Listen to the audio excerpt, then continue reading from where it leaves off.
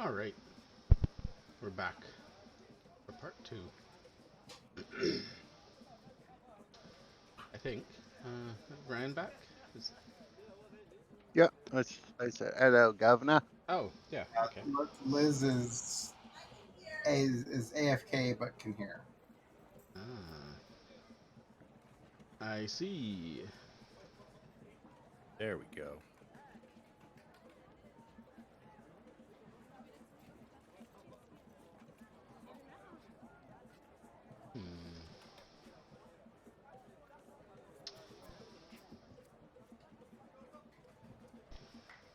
I'll have to read that later. Can't read it now. Yeah, it's fine. I mean, it's not. She's not gonna get it anyway. No, you never know. The whims of fate, they're fickle. Yeah. Okay. Well, you guys have put your stuff, so you guys meet back down in the common room in a few moments? Or is there anything else you'd like to do while you're in the Thundering Lizard, or what do you do? Maybe get Jonah to put an alarm if he has that available. You're muted, Joe. At least, Not today. no, not today. Okay. Hasn't really been working fast, which I guess is a good thing, but also makes me not want to take it. Sorry, I should attack you in the night. Is that what you're saying? Pretty much. I mean, yeah, that's sort of like because it doesn't work. It's doing its job. It's like, do I really need what? It's like insurance. Do I really need to pay for this right now? Exactly. I would ask Quillen next time I get a chance if we need to maybe keep the news of the princess secret.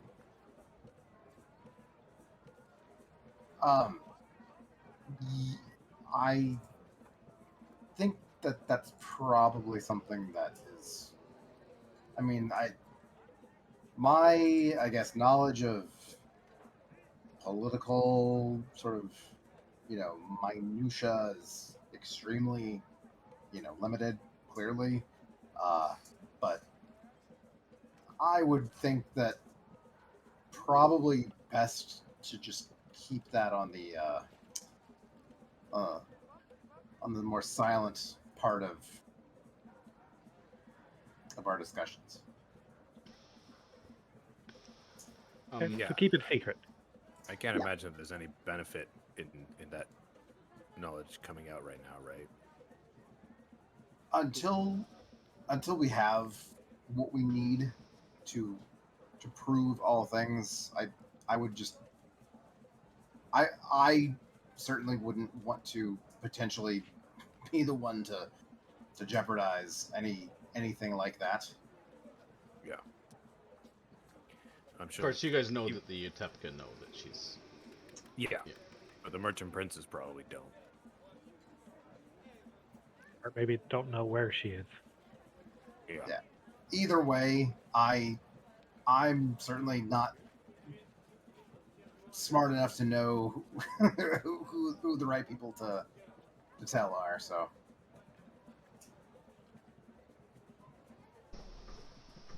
Okay, good to know.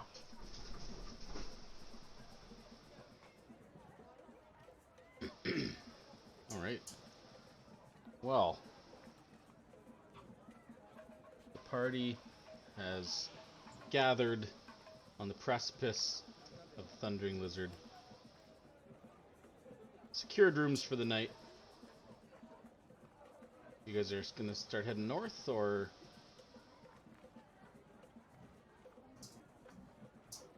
I think so. Okay. Yeah. We're gonna head towards the Grand Souk, right? Okay.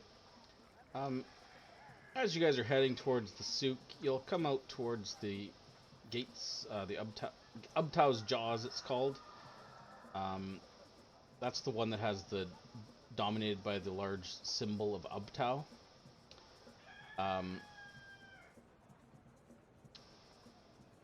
You'll see that there is all sorts of people in and around here hanging out the fountain. The streets are relatively cluttered. Like there's actually some, and this isn't usual from when you've been here before. there's just kind of like people kind of hanging about. Lots of guards, probably maybe like 30 guards stationed at this gate. Kind of just keeping people, you know, they're loitering too close away and that kind of thing. You guys can see that there is, out through the gates, you can see that there is some sort of like work detail out there. They seem to be piling what looks to be corpses onto like a big wagon. Probably maybe about 20 or so, big pile of corpses. Just out here. Soldiers and stuff are around watching this work detail. And you can see also, as you kind of glance over and see that up ahead of you, you can see that there's a large cluster of people around this fountain. And you can see what looks to be maybe a half dozen followers of Sokola, kind of like standing around the fountain, one of which is kind of like standing up on the fountain. And you can't really hear him over the din of the crowd, but he seems to be talking rather passionately to the crowded people around him. None of them take notice of you guys as you're moving through the streets. Not really, like the Sokola guys. People take notice of you. You don't exactly blend in too well. But the Sokola guys don't seem to notice. They're kind of like in the middle of this big crowd, and they're not really. Do you guys just pass through as best you can, or do you guys want to stop for any reason, or keep? What do you want to? I wouldn't want to stop.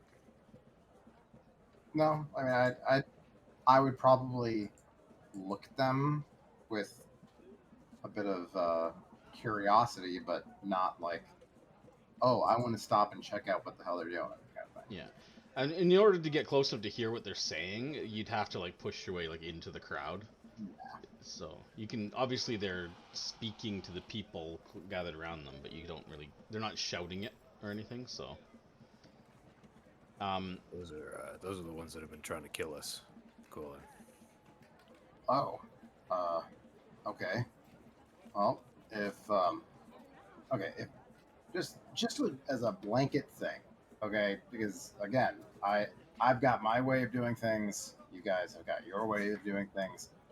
If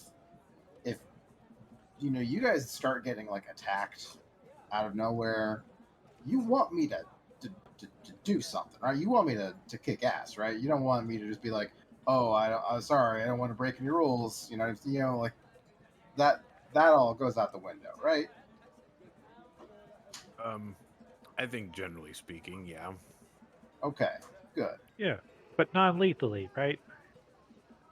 I mean, where applicable.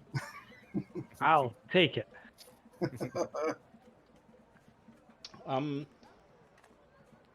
Blackwind and Quillen, you will notice, however, as you make your way past the crowd having this discussion, I rolled for you, Quillen, because you were distracted talking, but you made it anyways. So that you and Blackwind with your passive, you just picked this up as well.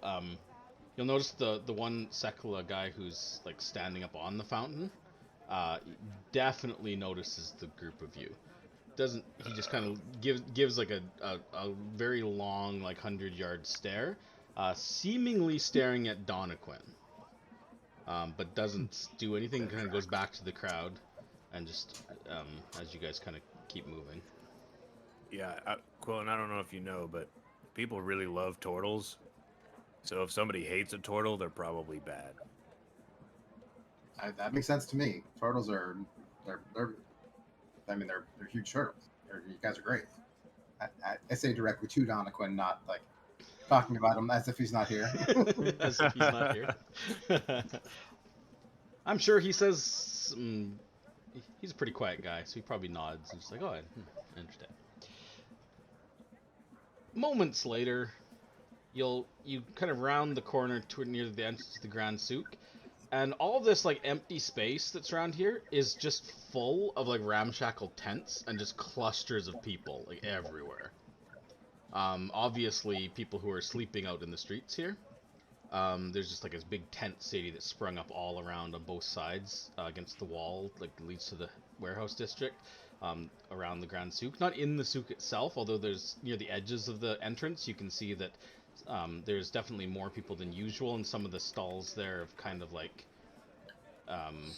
last time you guys were here, those of you who were here last time, the stalls were kind of like pretty orderly. Now there's like, they look like just like guards and stuff, kind of just keeping rabble from like encroaching into the souk itself.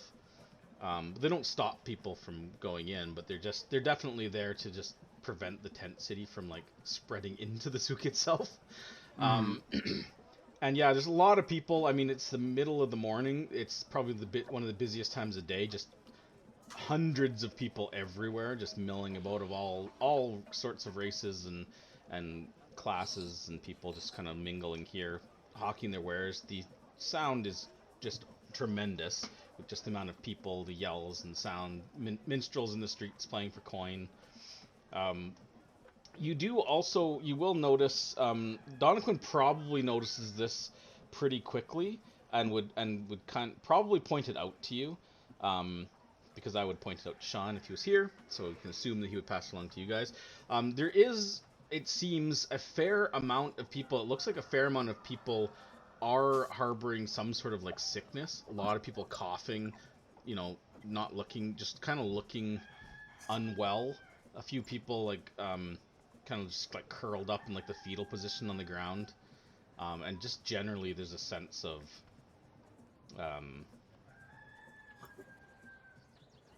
just unease amongst and definitely tension amongst the guards and some of the merchants that are closer to them. But yeah, moving through all of that though, you would find yourself moving past those throngs of people. I would say probably at least a dozen different times in the short distance to the entrance, you guys are probably approached from people just begging for coin. In Charlton and Common. I don't know if any of you give out any, but it's up to you if you want to. They're just asking for even like copper or silver. Just need to feed my family. Anything you can spare, kind of thing. Yeah, I would. I'd hand out some copper. I would give and silver. Like, I would give away my stock of silver and copper coins to various people. It's 12 silver and 33 copper. Wow, generous. I'm gonna keep an eye on specifically the party members who are giving coins away. Make sure they're not being targeted afterwards. Yeah, I'll give away 10 silver, 14 silver, make it even. As you guys are handing out money, more and more people are approaching you, seeing you guys handing out silver and copper in quite large quantities. Now there's probably a good 20, 30 people with hands out, like surrounding your group of you. Time to go. Yeah, I'll hand out some Real silver. good at staying on the radar. Staying low. You're gonna start a mob. They start I mean, picking us up and carrying us. we got a torch. Might as well make them on our side. That's what I was Yeah, saying. but you also might start a mob. Like they're starting to gather in numbers now. They're desperate. So I'm gonna hand out about 20 silver, like just single silvers, and then just be out. Say I'm out. That's all I have. Okay. Well, whatever you guys hand out, it just encourages people more. They don't stop you, like they're not like, but they're definitely kind of crowding, and more people in the back are yelling. Some people that leave out. You're pretty sure you see some of the same people come back again at certain points to another party member, and probably there might be some that you guys don't pick up on that. But when you get closer to the entrance, some of the guards just kind of start yelling at the mob to disperse. And one of them kind of, as you guys are getting to the entrance, he kind of says, he's just like, if you want to make charitable donations, do it at one of the temples here. We don't need the commotion here. People are trying to do business. Move along. I mean, I just we are. nod. That's why we're here. Nod. And then What are he you gonna turns back and just kind of scowls at the crowd, and he's like, "Get back, all of you, or I'll have you thrown out the gates! Get back!" He starts yelling at them and kind of like...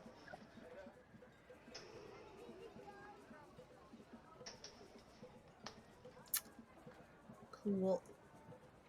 So this is the Grand Zook, Gwilyn. Yeah. So if you Wow. look to your left, These are the hungry masses. Over on your right, on the other hand, carved crocodiles! Yay! Yay! Jeez. What you can obviously buy almost anything you can think of in the souk. So if you guys want to pick up anything mundane, I'll let you do that on your own. Sure. top up on things. Yeah. I'm gonna. How long do you guys spend in the souk, moving through and shopping? I'm just gonna say probably at minimum you'll be here at least 20 minutes just by getting through the crowd and everything. But Yeah, going by the party's advice, Quillen would want to just look around at everything, just sort of like so many wares and things that he's probably never encountered before, but I think he would probably be very interested and taken by any sort of metalwork things, even if it's like just jewelry, but like Yep. weapons and armor and Yeah, things of that. there's a fair bit. I mean, there's not a ton of weapon or armor or jewels because those tend to be in other markets.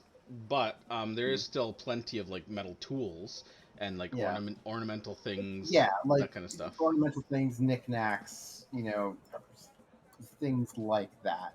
I think you would probably, if there's any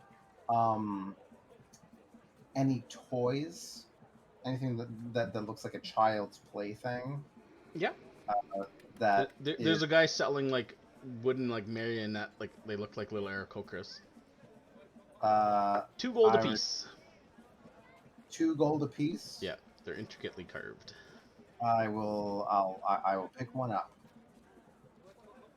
And the guy hands it to you and kind of like cocks his head a bit, and you see him like grab like a sheet of paper and just start like kind of like making some quick notes and like kind of like sketching what looks to be like a side profile of your head real quick.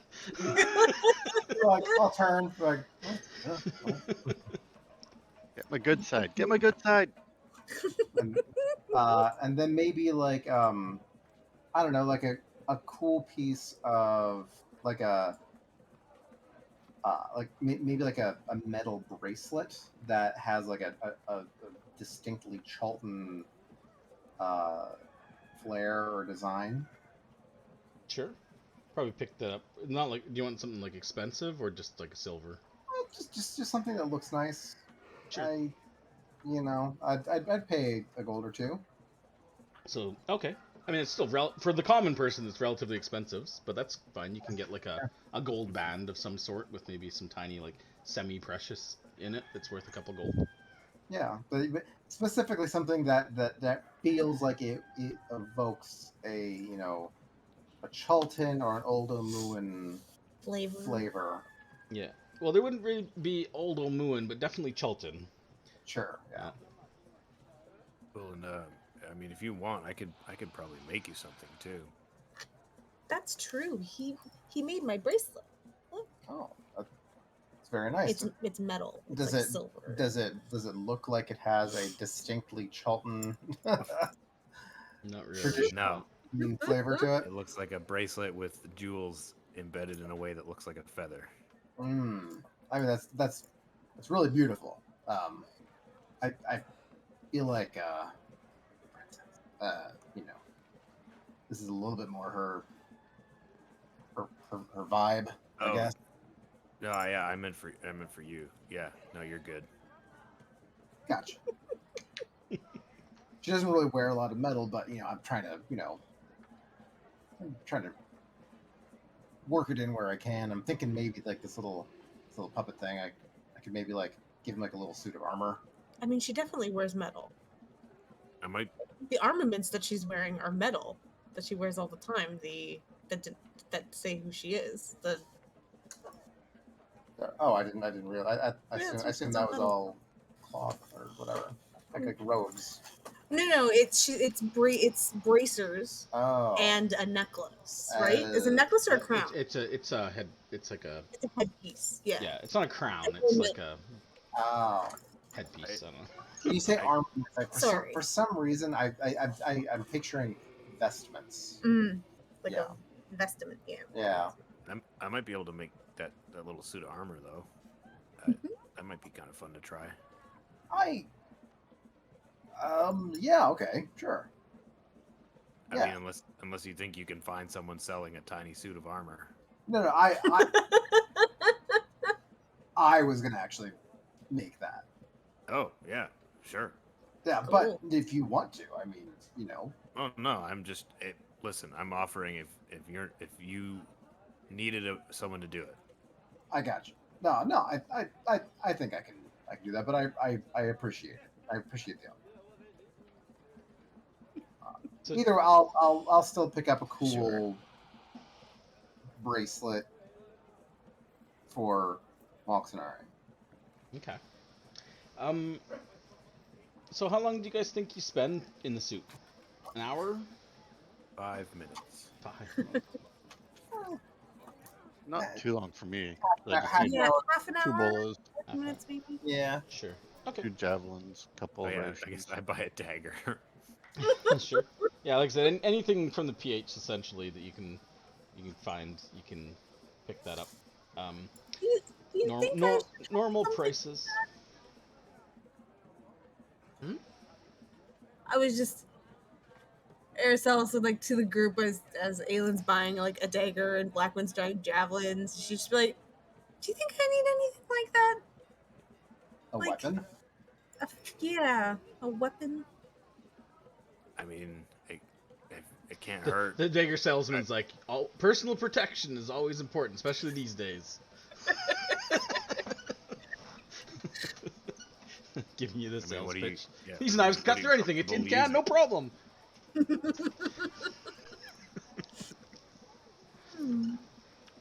I guess I could Will pick- not break. Will not break. I What gave. about Jonah? Jonah, you don't have a weapon, do you? Oh, You're- you made me a weapon. You made me these blunt Oh, daggers. Oh yeah, but that's true. I But mean, like, but like one for killing people. all right. I meant something that would actually do something. It hurt Quillen pretty bad that one time. 2 gold for a dagger? Cheap. Oh, gee, 2 whole gold. Only you didn't just make thousands. I didn't I mean, there's personally. only 1,000. Yeah. All right. Well, you guys find yourself after picking up whatever you need, heading out the other side of the souk. This side of the souk isn't quite as packed, but it's still pretty clustered with people. And you find yourself shortly thereafter. You round the corner to the Weave of Life. As you approach, the first thing you'll notice is that the Weave of Life has there's a couple like stakes in the ground at various points around it with rope on it, tying it off. What's left of the Weave of Life is just a charred like foundation. Ooh boy. There's just like a broken down. It must have happened a while ago, but it's definitely been burned and charred. Some sort of fire took it. Some of the surrounding buildings are a little bit scorched, but it was kind of a standing on its own structure. But yeah, it's definitely closed. Don't see anybody around. Just like roped off with just like sticks and rope. Damn.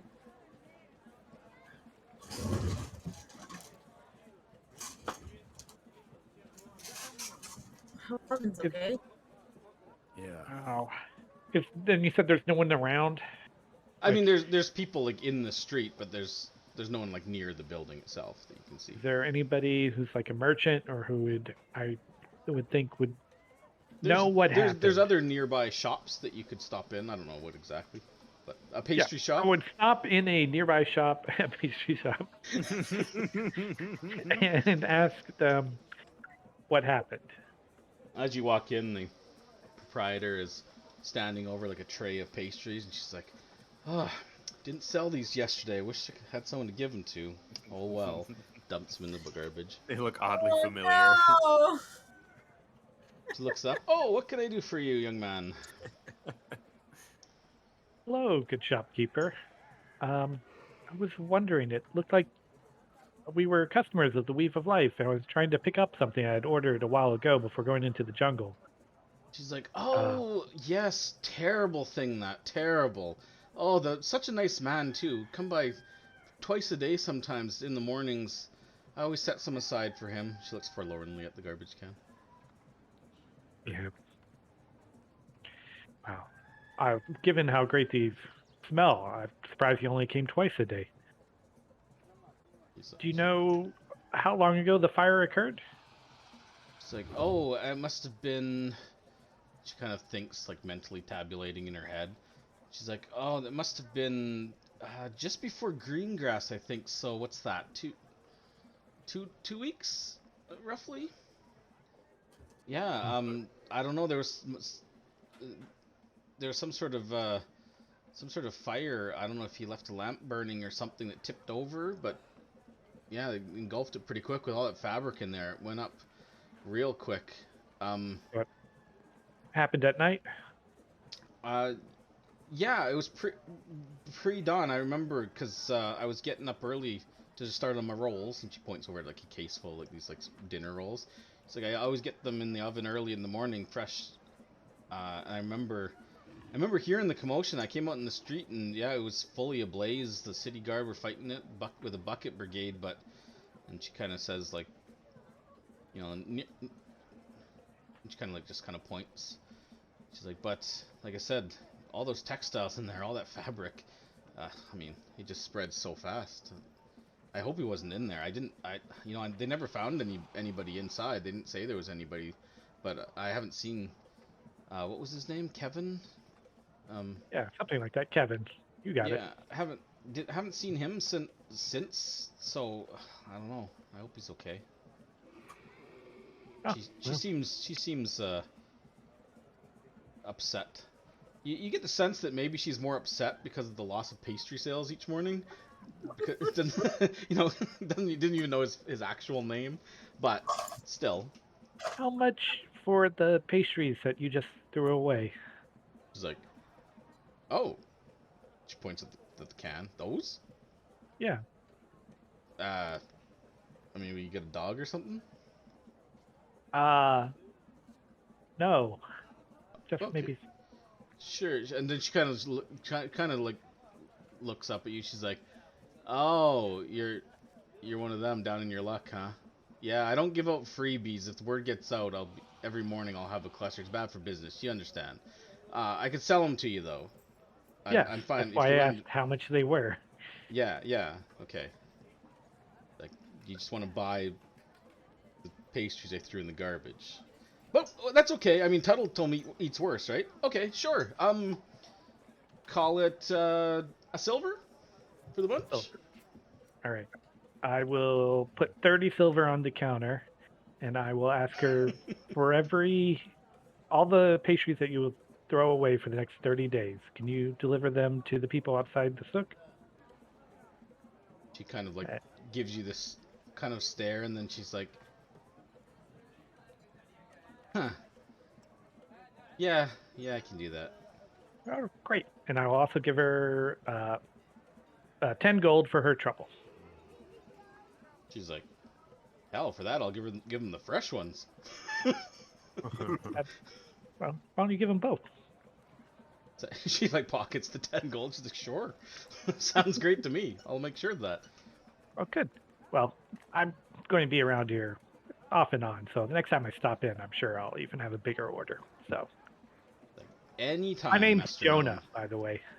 Jonah. She extends a hand, big smile. She's like, "Nice to meet you." Oh, and you said you haven't seen Clevin. Has anyone else been around in the neighborhood asking for him? Want to pick up my order as soon as possible.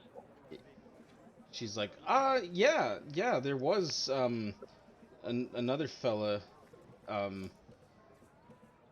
I don't know. He's kind of young looking. Had like a kind of a thin mustache, kind of goatee, black, kind of well to do. I don't know. He's kind of a slick talking type. He was asking about him. That was about a week ago, maybe. I haven't seen him since. And then there was that young woman from, I think she came in from the old city. Said he was a friend of hers. But I don't know. I didn't get. I think she was. I don't know. Oh, and neither one of them left their name. They didn't know. They just. Okay. Well, given how good your pastries are, I'm sure they'll be back. Like, oh, hopefully. Like, well, spread the word. Dragon Puff pastries. Best in the city. All right. Does the young guy thin mustache sound like Ian? hmm? Sorry. I'm trying to remember his name. The guy that attacked the thundering lizard. I mean, And then then was- pretty vague description, but yeah, Fabian had a goatee and was Fabian. kind of dressed a bit like Ponzi.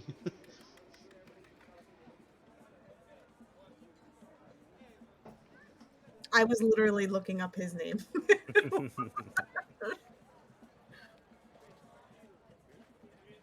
Well, maybe Zindar knows more.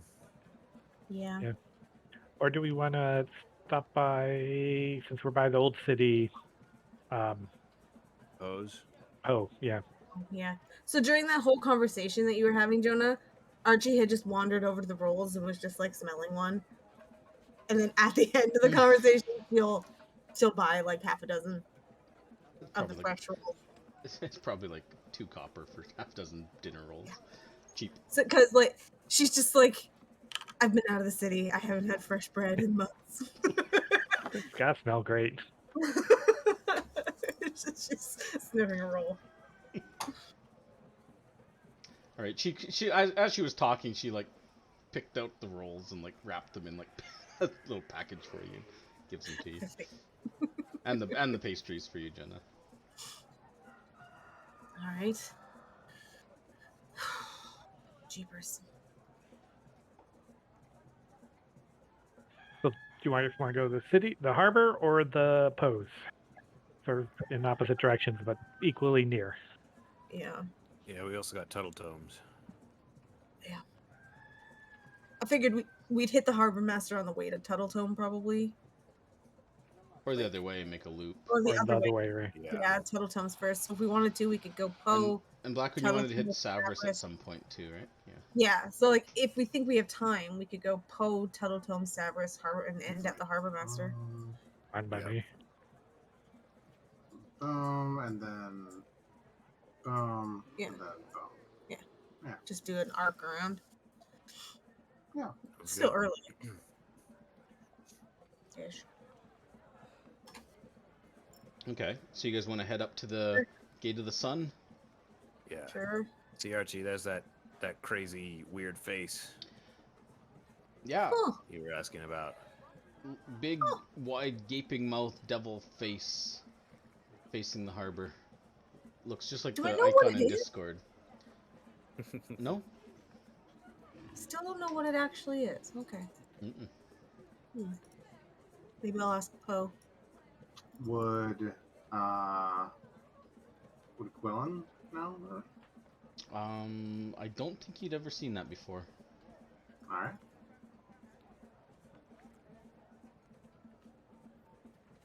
And neither would Yeah. Donna He'd just kind of look at it and shrug. There when last time I was here. It wasn't there the last time he was here? It was. It was. Oh, okay. There is as well. This gate here. Actually, the gate is currently down and closed, and there's probably another like 24 guards clustered around here. As you approach, one of them, a sergeant, steps forward, He has long curled brown hair and blue eyes, rough brown skin, about 5'8", and has a braided beard and a large tribal tattoo on his left cheek. You also recognize, as he proudly displays the symbol of Gond. You've met him before, Oliver Drake. He's about mid-50s. He kind of like approaches you, and he's like, we're just taking care of a bit of a disturbance here. If you could just wait a moment. I'm just waiting for one of my scouts to come back. And then he kind of like, seemingly kind of like gets a twinge of recognition. He's like, you're the ones that helped with the those missing children. Mm-hmm. Like, yeah. Sorry, I'm bad with names. So many people, faces in and out. But yeah, I remember you guys. Yeah, and he kind of turns to the back. He's like, you're looking to head out to Old City? I'll let you through. Oh, what was the disturbance? He's like, what do you think? Undead again. Seems, I don't know, maybe it's the monsoon season washed some of them free from the muck out in the jungle. Who knows, but they've been streaming in small groups. And he kind of points southward, just like towards the souk. He's you can kind of make out the edges of the tent city is kind of down that way. He's like, where do you think most of those people are from? Hardly anybody's staying out there, not at night anymore. Like, the merchant princes are having a hell of a time keeping order in the city.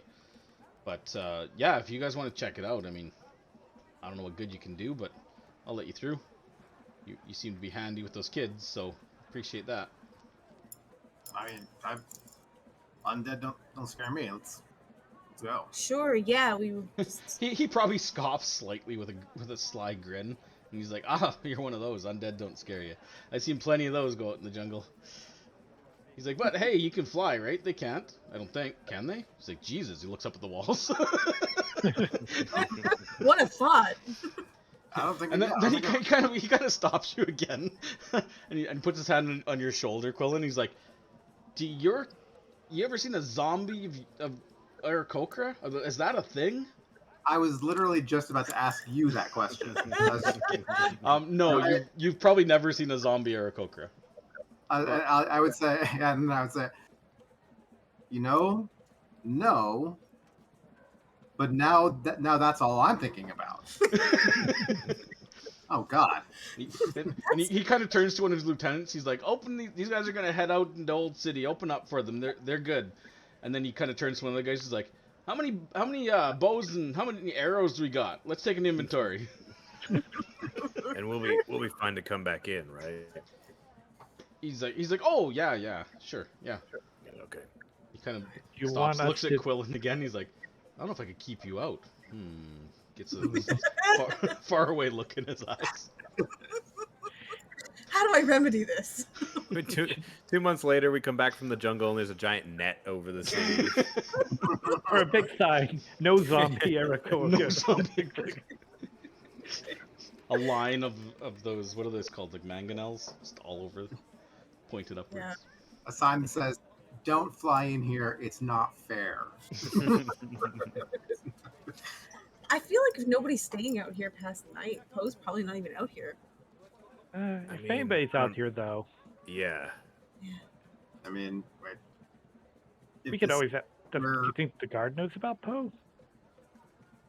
We could ask We'll him. just swing by his place. We'll just Okay. pop down. All right. Yeah. If this is where he normally would be, it's the best place to look. Yeah, and this is the Old City, is sort of his city, sort of his neighborhood. Okay. So you guys head out the gate. They crank up the portcullis long enough for you guys to exit and then drop it back in place. So this trench over here, Quillen, this is where if you commit a crime, they put you down in there and you have to run away from dinosaurs, and people bet on it. Speaking of which, as you're explaining that to him walking down the hill towards it, there seems to be some sort of event happening. There's probably someone doing it right now. And there's kind of a rather loud kind of roar, and you see that in the trench there is what looks like two of those, what are they called? Allosauruses? Raptors. Oh. No, up here. the bigger Allosaurus ones. is the bigger one, the Like- fast ones. Yeah, like T-Rex. the one that you guys. You remember you fought one outside of the Temple of Man and Crocodile. Oh, those guys were huge. Well, large, but. Oh, I can finally do it. They're kind of there, and they seem to be. They're looks like they're connected on like these heavy kind of chains, and they're kind of straining against them. There are guys on either side, and there's kind of like one on either end of the pit. And there's guys with like the chains are connected to like these like heavy posts that could easily be just like released essentially just by like pulling up like a thing, and it would release the chain to like let it go. But they're kind of straining and kind of roaring. In the center, you can see that there is a single man. He's just kind of like flanked by it looks like two small like barrels, one of which has maybe like a half dozen like javelins in it, kind of like haphazardly, and the other one has looks like it's just filled with like rocks, like small like fist-sized rocks. There's some people watching, quite a fair number, probably maybe like 50 or 60 people scattered about in small groups on either side. And you can see up on kind of like the middle section, kind of like looking down where this guy is, you see a familiar figure with a young woman on his side of Pock Marked Po, kind of sitting there. He's got like a long pipe in one hand and is kind of like sitting on some cushions. Oh, he's watching. Yeah, Perhaps he's not second in I the thought you meant pit. he was the one in the pit, and I'm like, oh, son of a bitch. You know, Quillen, I think you might be really good at this. I mean, I'll do it. No. Uh, No. I can No. I can run. No. I mean, you could just fly out of there.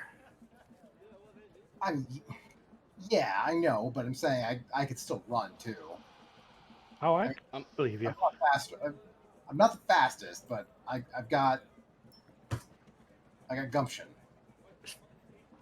You can also see beyond the pit, over near the edge of the city, there is a big pile of something. Squinting, those of you with better vision, Quillen, you can see this pretty clearly. You've got a keen vision. You can see that there's a pile of maybe 30, 40 like bodies, like just on fire, just kind of like burning in a big pile. And there's probably another like 30 like soldiers that are currently like dragging other bodies and carrying other bodies and like throwing them onto the pile. They look a little beat and battered, the soldiers, but they're on the far end, so you can't really hear or see anything. They don't seem to be fighting anything right now, but they're doing some sort of like cleanup.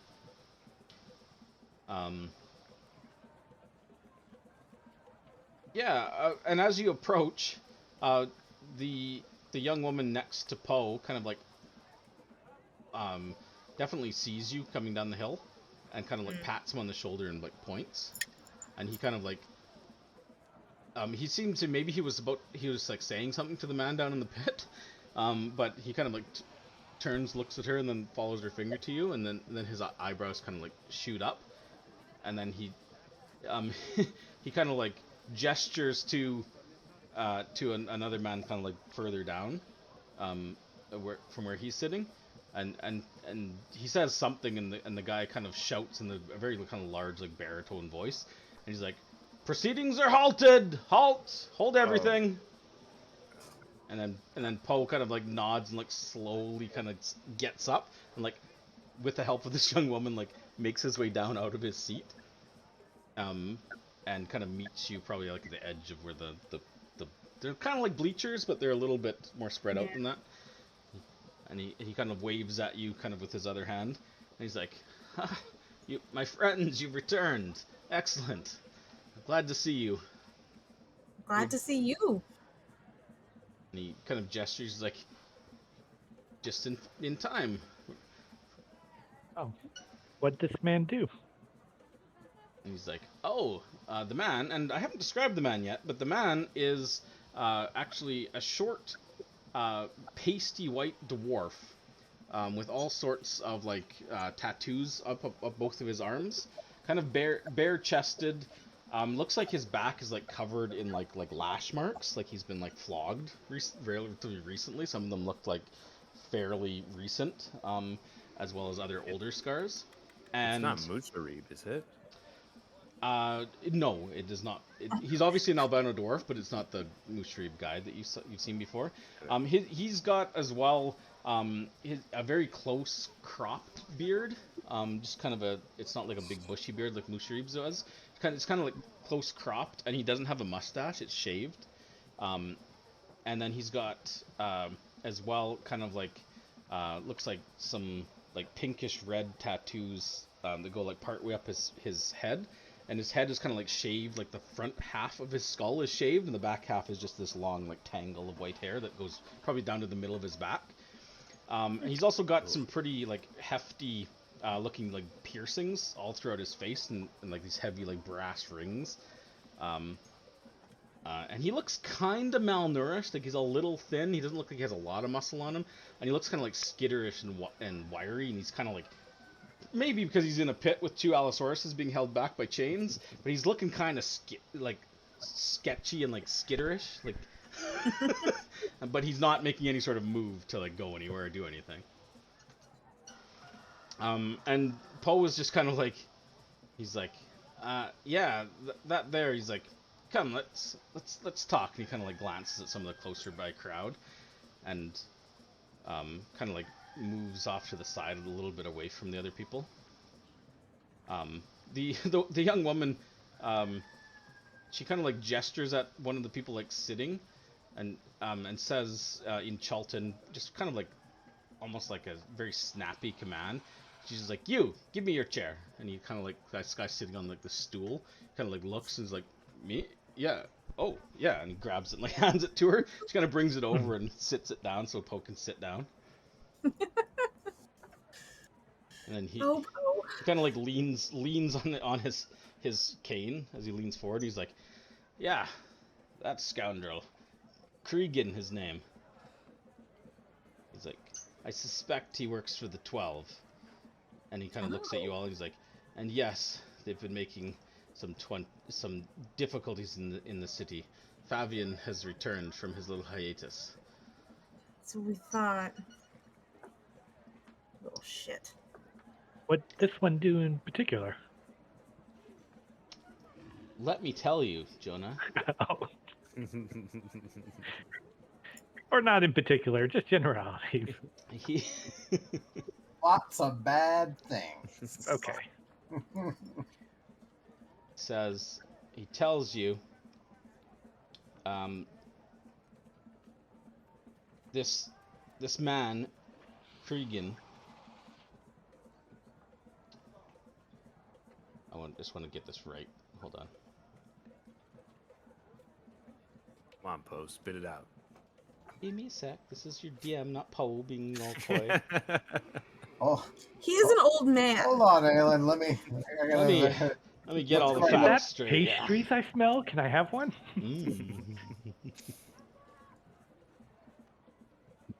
A tale best told over pastries. And he, so he informs you,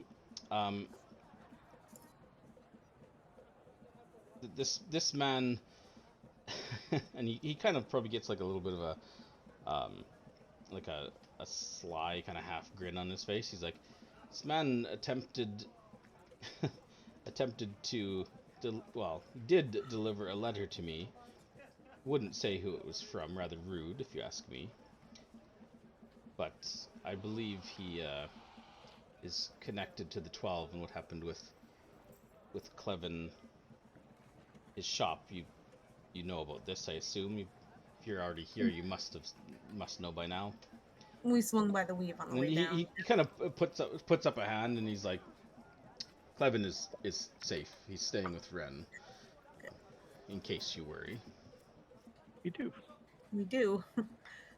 And he says, I wish, I wish you had come even a day or so sooner. Wouldn't have had to hire those other fellas. Well, either way, I assume they're all dead now.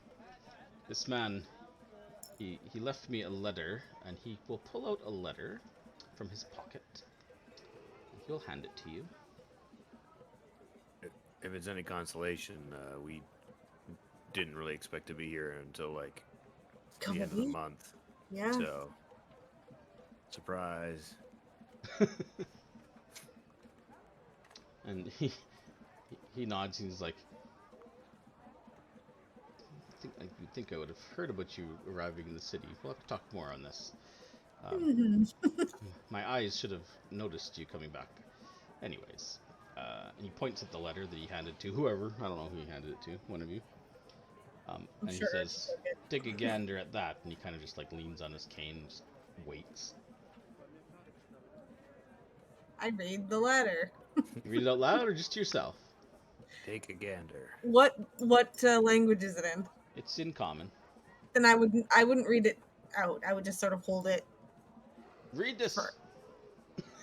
for us to read. Yeah. Like, read it while holding it so everyone can read it too. I don't know. It reads, Po, comma, you don't know me, yet I know you. Time runs short for, and it lists a bunch of names. Time runs short for Mavaro, Branson, Mandolin, Dunlo, Mercer, Lillian, Grunk. But you might still at least save some, if you find them before sundown tomorrow. And it's signed a friend.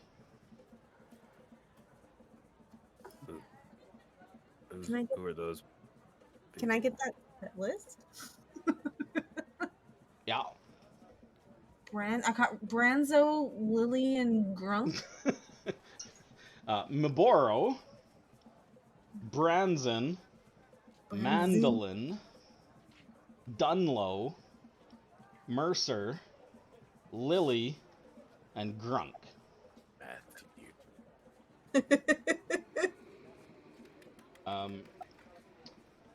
And he kind of nods, and he's like, now you see. It's like, those are the fellas I hired yesterday. I hired them to do what? Cregan here, he tells me, well, he hasn't told me as much yet, hence the theatrics. He will tell me if he doesn't want to get eaten. But he will explain that Maboro, the first name on that list, she is a proprietor of an establishment out here in the old city. It is called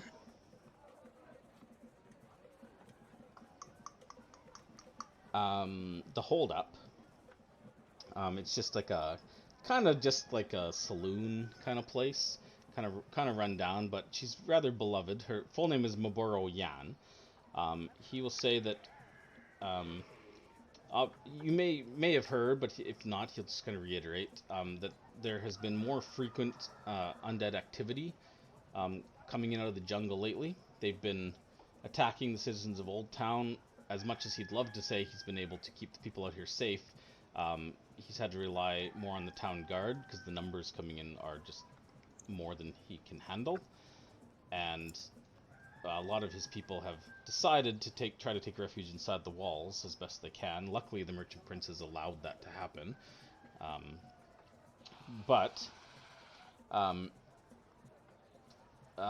He'll tell you that 2 nights ago, Maboro, the owner and proprietor of the tavern, of the Hold Up, didn't return when she was taking out her garbage to the refuse pit. And so, concerned for her whereabouts, and hoping that she's still alive, he hired a 6-member adventuring party that was looking for work in the city to go after her. But they never returned, and it's been at least 12 hours now.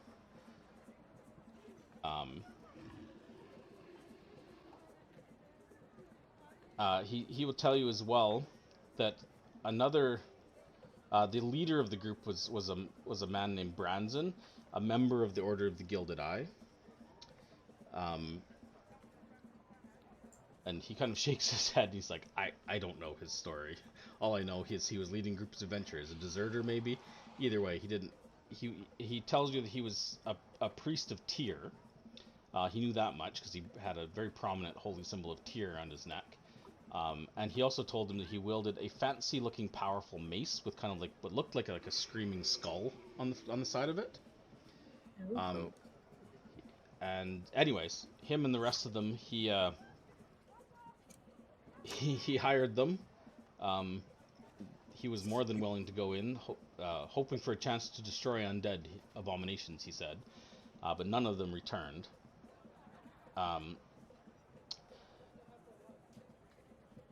And then, just this morning, after not hearing from them all night, expecting them back within hours, unless something ill befell them out there.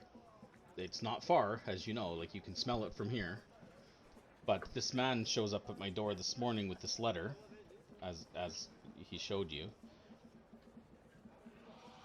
And he kind of gets a look on his face like he's the kind of guy who doesn't like not knowing what exactly is going on, and he would even say like he doesn't really understand like if people are being killed in the streets, that much is known.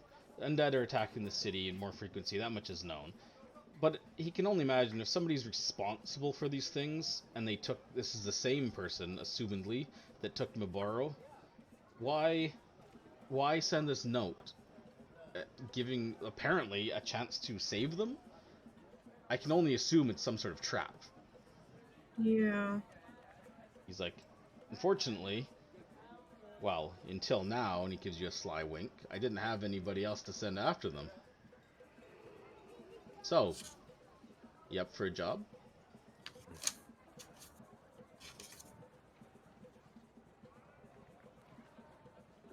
Is there anything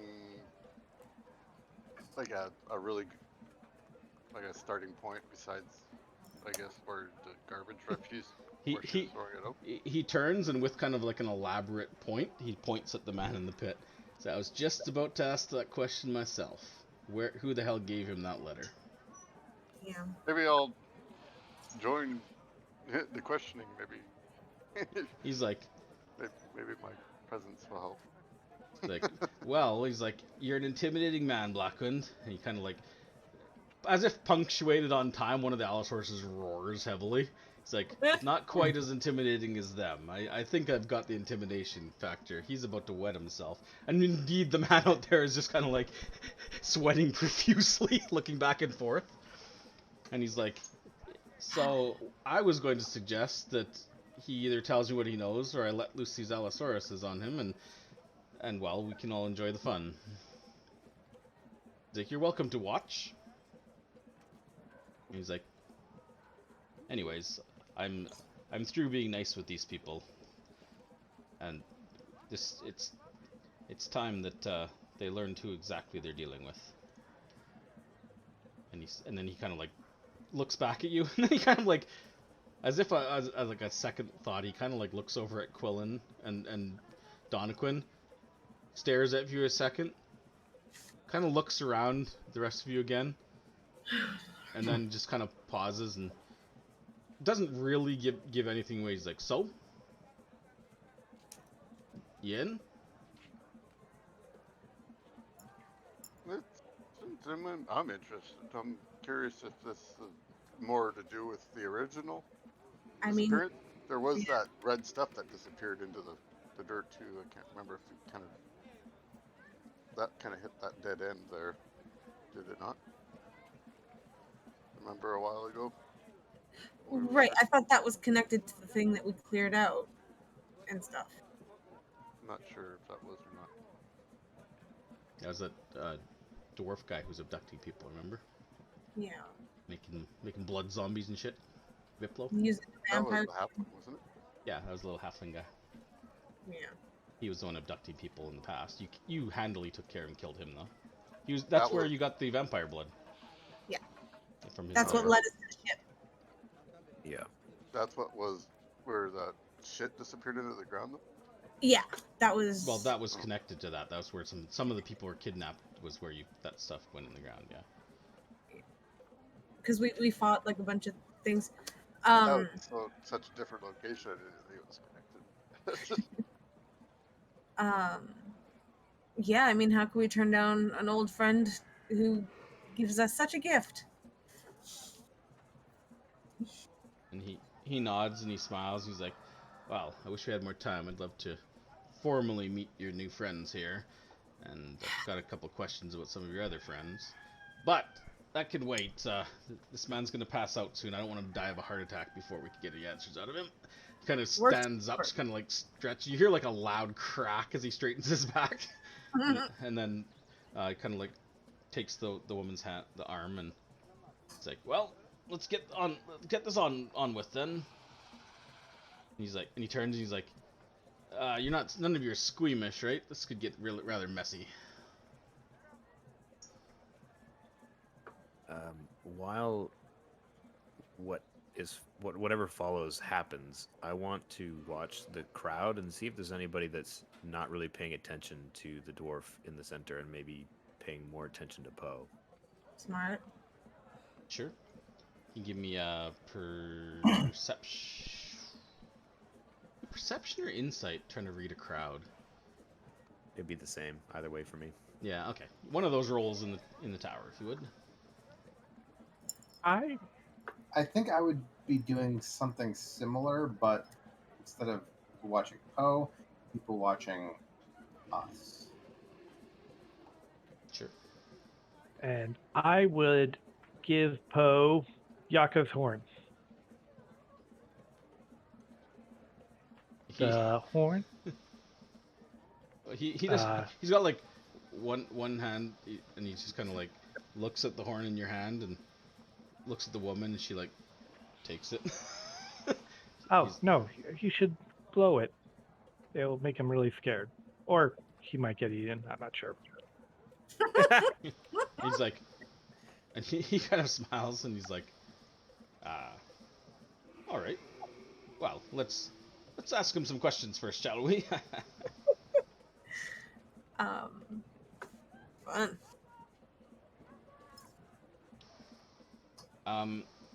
Yeah, and so kind of sits back down, and kind of like takes a breath and kind of like rubs his side a little bit, and then he's like kind of gestures to one of the men, and the man's like down below kind of gets like a bit of a smile, and he turns, and he's just like, all right, dwarf. And the dwarf immediately kind of like pipes up with like a squeak. He's like, I'm ready to talk. Please, God, please don't send me back. No, I can talk. And he kind of draws groveling to his knees.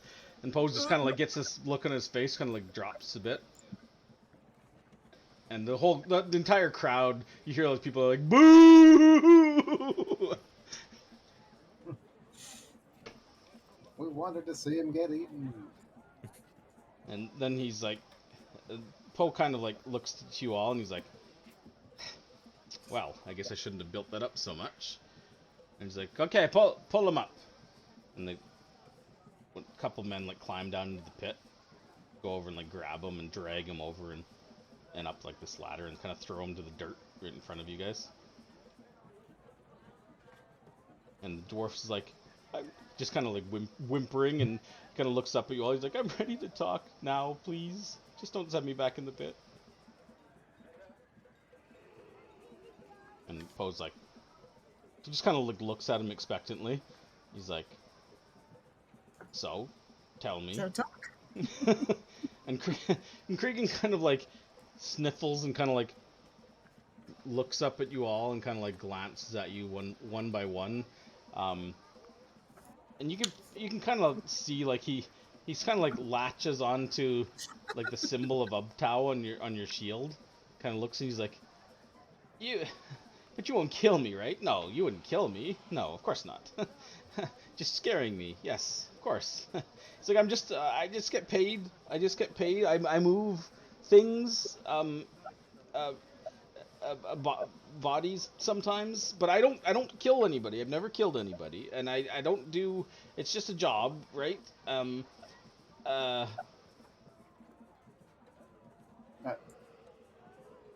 Uh, and yeah. he's obviously like Archie. You're like looking at him, and he's like obviously like glancing around. Um, and you can tell that he seems to be like very like looking at everybody, each one of you guys, and other people that are relatively close. Like, is anybody gonna step in and help me, kind of thing? So I don't know if any of you guys give him any sort of indication of anything when he's glancing at you. He doesn't hold your gaze very long either way before moving on to the next person. Um, he kind of babbles a bit, and he's like, well, well, it's like this. About a week back, I was dumping a body in the pit, like I do, you know. Various people pay me to do that. They get rid of bodies, lots of bodies, people dying, you know, people get sick and stuff, and some got to do something with the bodies, so I take them away. It's just something I do. I've always been good at that, taking away the bodies, dealing with the jobs people don't want to do. You know, I'm a good citizen like that. And yeah. Anyways, this woman comes up, and she says, she comes out. She's like, she comes out of this tunnel, right? Just over yonder, kind of points in the general direction of the refuse dump. And she's like, so he comes out, and she's got these real sickly looking guys with them, right? And anyways, it was dark, so I couldn't really get a good look at her. But you know, she seems, you know, like she's gonna she's gonna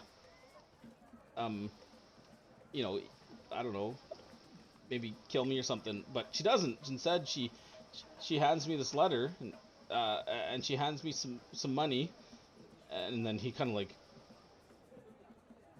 and he tells me if I value my life, to to bring this to you. I don't I don't know why. Anyways, that was just like late, maybe around midnight last night. That's all. I swear, that's all I know. I don't work for him. I'm not with her. I don't know who she is. Can you What does give she look me like? precise directions where this tunnel is, or like just to make sure that we can find it? And he kind of like looks back, and he's like, well, she has. I mean, she's a lady, right? And she's like you, and she kind of like points to Archie. She looks kind of like you, but you know, like real pale, like you. And she's got like shoulder length, kind of straight black hair. I don't know. She's probably drinking or something, because her eyes were all bloodshot. Anyways, so she I don't know. She's wearing some kind of fancy robes, but they looked, I don't know. They looked maybe. I mean, she's living in a dump, right? Like, she's not a noble. She can't be a noble, but she sounded like a noble.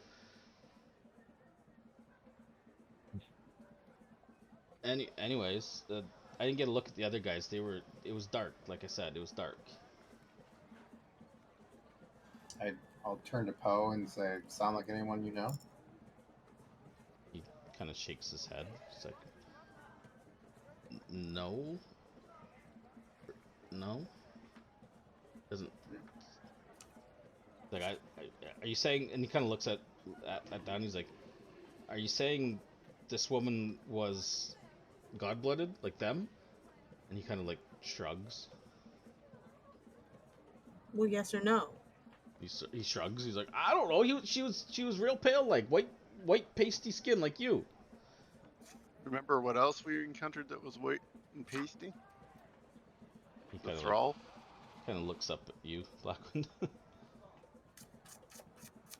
Like, I don't know nothing about thralls.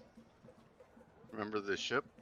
Was that guy not? He shakes his head. He's like, no, a ship. I've never been on a ship. I'm like, shut up. He just kind of like pipes down.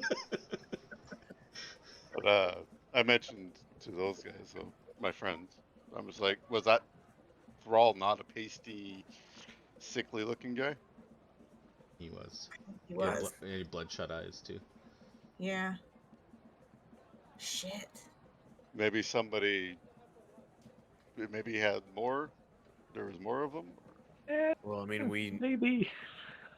we knew that the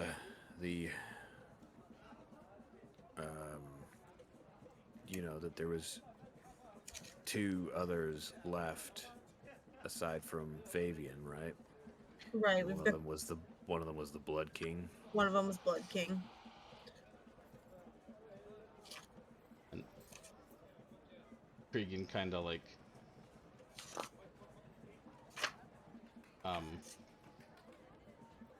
cringes a bit and like looks up at you. He's like, I don't know nothing about that. I don't know nothing about that. Blackwind, Cregan is definitely holding something back.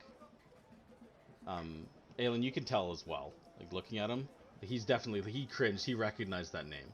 Like when you said Blood King, he definitely cringed at that and kind of.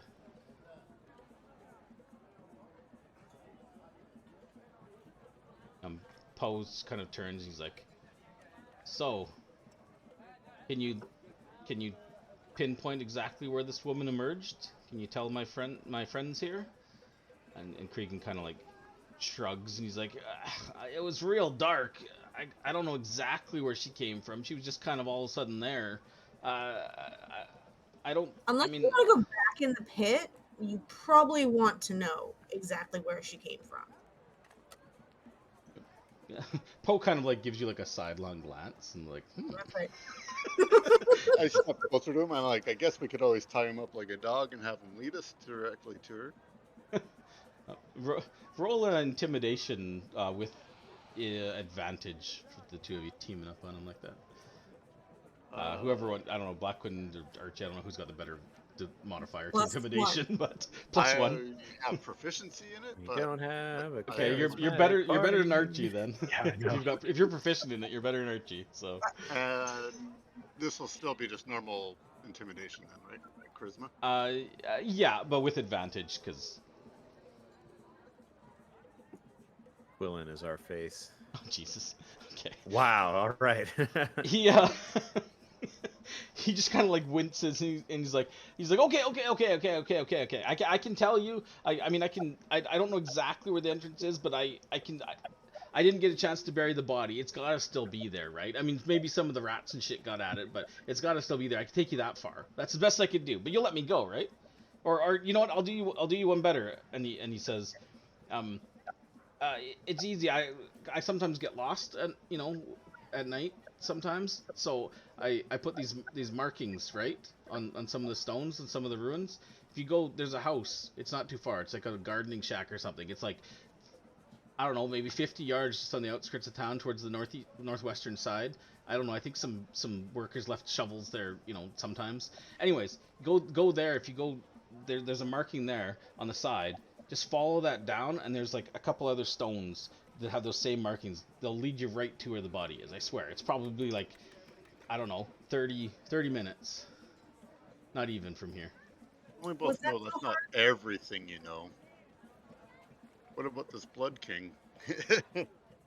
He's like, I don't know. I heard things, right? I hear things.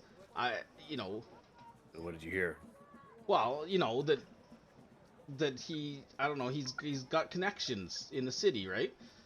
Like I heard some things about, and I frequent some seedier parts of town, right? And people get drinking and stuff, and I don't know, I heard that maybe they were I heard maybe he was maybe coming here soon. But I mean, I swear I don't know who he is. I don't Blood King. I don't know who that is, but maybe. Anyways, they seem scared. A lot of people seem scared. Ask around, but everybody's scared of something these days. That's why none of them want to deal with the bodies, right? I got to go out there by myself. It's surprising I'm a victim here. I have to deal with this shit all day. And just for, like, how are the bodies all murdered the same way? He's like, well, I don't know nothing about no murders. I just take care of the bodies. Does Poe know how they were murdered? Poe's like, Just for I mean, Soggy came around the other day. He's looking into these murders more, but he'd have to ask him. He's not here. I could send a runner to try to find them, but it might take a while. Figure's like, so I told you everything, right? I get to live, right? Well, that's up to Poe. I think you buy some time for now till we return. Poe kind of like rubs his chin a bit, and he kind of like, and the crowd is kind of a little bit restless, like waiting, like what the fuck's taking so long? And he kind of like looks around the crowd of people, and then he kind of slowly stands up and he kind of shouts, and he's like, actually he just kind of like raises a hand, and the crowd just kind of like silences, and he's like points down to the dwarf on his knees. He's like, this man is a criminal. He is no murderer, yet he colludes with their kind. Normally, I'd let the crowd determine his fate, but since you are my honored guest, gesturing to you guys, I'll let you decide. Does he go back in the pit, or does he walk free? You have 1 minute to make the choice, or I'll decide for you. And he kind of like leans back. Oh God, timer. I'd say lie with rats, you die with them. That sounds like a vote for the pit from Blackwind. I say keep him alive till we return. If we don't return, kill him. But don't kill him, but Kill him, but Slip of the tongue. I get sheepish. Sounds like a vote for letting him live. I would say, until we know what we need to know, no point in throwing away our only lead. So I would say, third option, let him squirm in front of those dinosaurs for a bit longer. Yeah. Donna Quinn believes everyone deserves a second chance. As Sean just pointed out. We hang on to him. Maybe we can use him as bait for the Blood King. He's low on the food chain. My vote doesn't seem to matter here since it seems to be swinging one way, but I would pass it to you as this is your city. Oh, kind of looks slightly disappointed, and then he just kind of like nods. He's like, "All right, there you have it, folks. This man will stay a prisoner for now. If there's any further evidence that he was implicated in causing any of these murders, he'll meet his fate. Until then, you live for now." And the dwarf's like, lets out this huge sigh. He's like, "Oh God." He doesn't have any markings of the 12 on his wrist, does he? Yeah, you wanna inspect his wrist? Yeah, I'll take a quick look at his wrist. No, he does not. Okay. Just kicks him into the pit. Yeah. This is Old City. I'm gonna. Mm-hmm. I'm gonna crouch down, and just get right next to him, and just say in Dwarvish, if there's anything that you're not telling us, that could lead us to what we're looking for, tell me now, and I'll try and get you out of here. Who's your father? And what does he do? He's like, I swear on my father's grave, I didn't do anything wrong. I just delivered the letter. I swear, I've told you everything. I swear.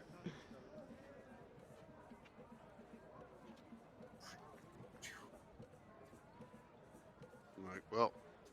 Yeah, I mean, he seems genuine, although he also seems like he's extremely scared for his life, so maybe he's just telling you what he wants to hear. He's a little hard to read, but he seems genuine. I'll stand up and say, all right, well, we're going to go check this out. Hang tight. I would say right now, if the sooner we go, the better, almost, because if anything, very little word has spread of our arrival. And we're probably going to from here. Oh, for sure. We've got half a day of news ahead of us, so little to no preparation to prepare for us. In And- theory. And we know that Cleven's safe, so Yeah. But we know, yeah. Good call, Blackwind, not the 12 coming back into the city, though. Yeah. Well, just like any other vermin, they always return. Poe kind of nods. He's like, fantastic, and and he kind of like turns. And by the way, no, you guys haven't noticed. I mean, the crowd is all paying attention to what's going on. So obviously they've all noticed you guys. They've noticed Poe, and Poe kind of says, he's like, well, he'll live for now, and people are still kind of like grumbling and booing about it because obviously they were expecting something more entertaining. But he's like, however, these fine folks, you know some of them. They helped with the missing children a few months back. Well, they took care of that problem. They'll take care of this. And then he looks down at the dwarf. He's like, this one will meet his proper end, should it be deemed necessary. And he's like, and then he says to you guys, and you get the sense, especially Quillen, strangely, maybe because you're a newcomer and don't really know this guy too well, but he seems to say the next bit more for the benefit of the crowd than for you guys. And he says, of course, I will reward you handsomely for your service to the old city. Of course. And then he says, 1,000 gold should suffice, yes? If Mavaro is returned alive? And the crowd kind of gasps and starts cheering. Yeah! One guy says, the Blade Fangs, Blackwind! Yay! Blade. that tracks. Oh, it is so locked in now. Blackwind and the Blade Fangs. Blackwind and the Blade Fangs. We're a group. Can I ask for my horn back? Yeah. The woman's still holding the horn. She's like, hands it back to you, and Poe kind of like looks at it, like transfer from her hands to yours, kind of like just slightly disappointed looking. Oh, well, you blow it. I don't know what's going to happen. I'll offer it for Poe to blow. He kind of just kind of sits back, and he's like, these lungs, I smoke too much. It's all right. I wouldn't want to rile up the dinos. I will blow the horn for him. Okay. The dinos seem agitated and kind of roar at you, but they're held fast. The crowd just kind of like looks at you like expecting something to happen. Nothing really does. I've been carrying this around for 2 months. What was Just chucked out of that. Was it supposed to be magical or? What a waste. It's one the goblin flew to summon Allosaurus when we were at that temple a long time ago. Oh yeah, no, it just fucking made a lot of noise. Camp Vengeance. Yeah. It's the one Or that Camp and all of a sudden the Righteous, whichever one it Allosaurus was. appeared. Yeah. The It's like a crowd kind of dogwood. cheers for a little bit longer, and Poe kind of like gestures you guys and kind of like disperses the people nearby, and he's like, all right, all theatrics aside, I really do appreciate you helping us out with this.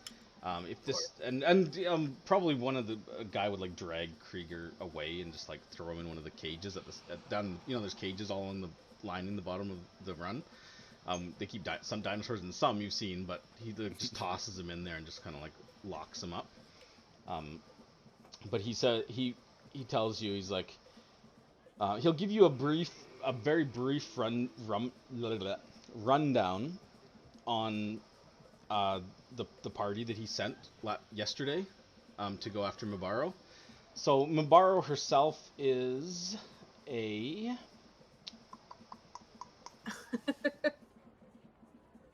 Person. just so you can somewhat recognize her. While he's giving us the rundown, Donaquin is going to study the dinosaurs in the pits for wild shaping purposes. Nice. Allosauruses. Allosaurus, Allosaurus, not the other way. That's how you study it being an Allosaurus. Yes. So, Mavaro is a Chelton woman. She has a prominent nose ring with a green stone in it that she always wears. It's and just kind of like usually braided hair, just kind of braided back or off to one side. She's in her probably like mid-40s, and is probably about like 5'2". So that's Mavaro. The party that was sent in, so Human Priest of Tyr, which he believes is from the Order of the Gilded Eye, named Branson. He was just he was a red-headed human. I think, where's he from? He's from the Sword Coast, anyways. Kind of a nondescript, really, just kind of like clean-shaven, reddish hair, kind of in a military-style cut. Average build and height. There was Mandolin is a tabaxi. He was kind of like a ruddy, kind of red color with black spots. There was a dwarf named Dunlo. He's a wild dwarf. He kind of wore like his hair in braids he's got like feathers braided in his beard and has some like bluish like tribal tattoos on his face over his eyes. And he wore just kind of like ruddy green-brown robes. There was Grunk, who was a full-blooded orc. He believes of the Black Abyss tribe, so very dark-skinned, almost black-skinned, with reddish, kind of orangish eyes, and one broken tusk on the right. He wore like leather armor and wielded a scimitar. Mercer was a human, kind of dark hair.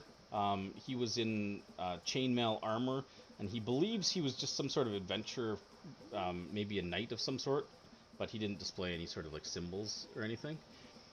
And then there was Lily, who is an elf from the Sword Coast as well.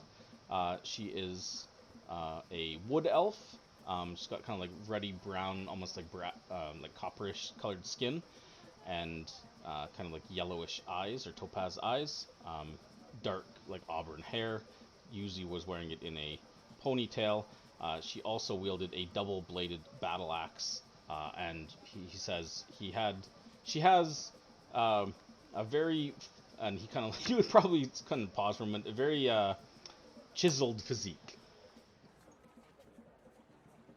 She looked like she could probably bend me in half. then he's like, but then again, most of you probably could as well. Thank you. So those are the names of the party and the missing lady. All right. And he says, according to the letter, well, you read it. I don't know who this is from exactly or what they might be doing to them, but how is penmanship? Is it like very fancy, or just? It's yeah. I mean, it's a very neat hand for sure. So yeah, someone who's got a pretty good grasp of like penmanship. Yeah. What was the do this or they die? What was the condition?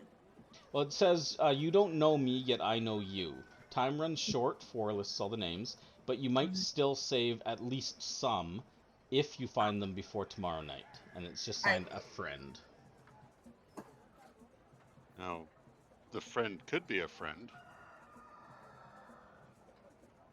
Yeah, but if an actual friend, why not just say who it is?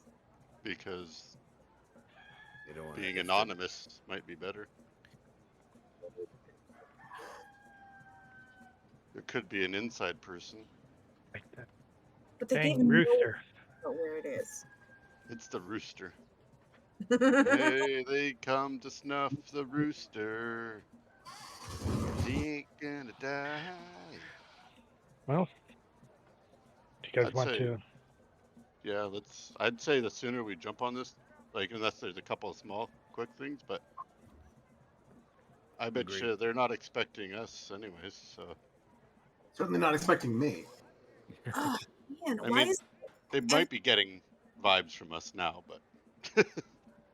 every time the first day in the city I prepare for not combat and we get combat every time?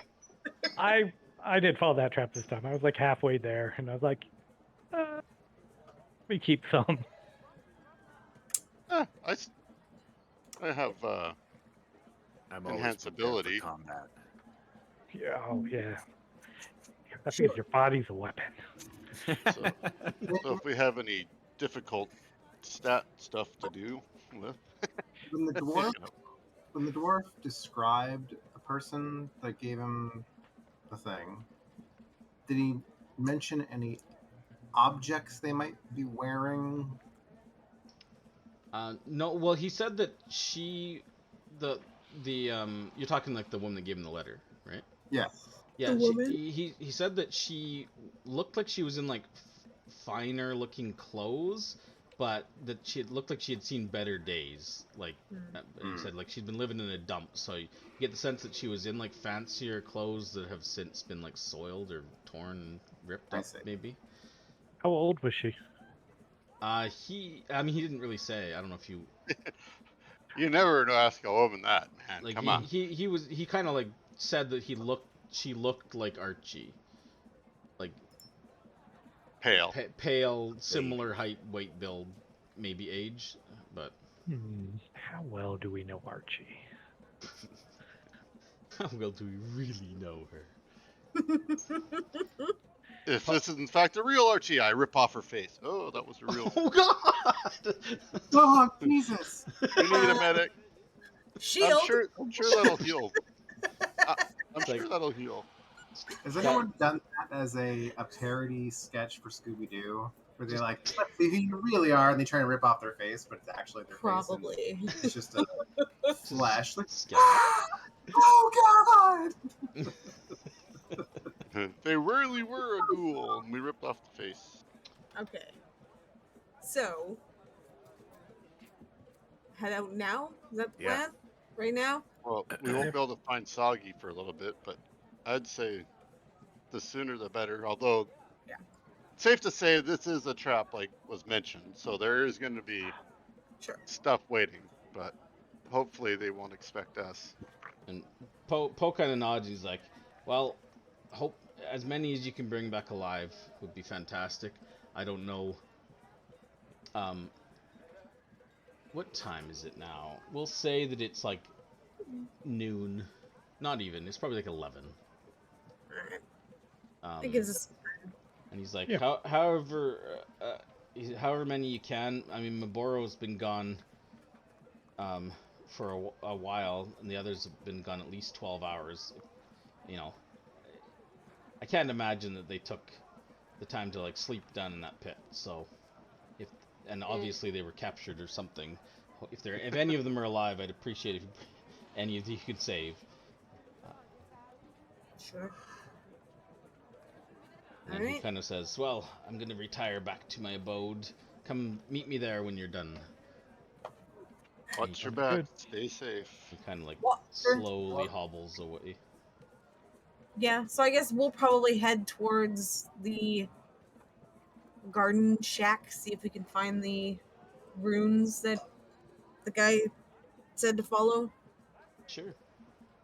So he said it was like at the very outskirts of the town, like near the edge of the jungle, kind of near the northwestern edge, or northeastern edge of the pit. So kind of like somewhere like up here somewhere.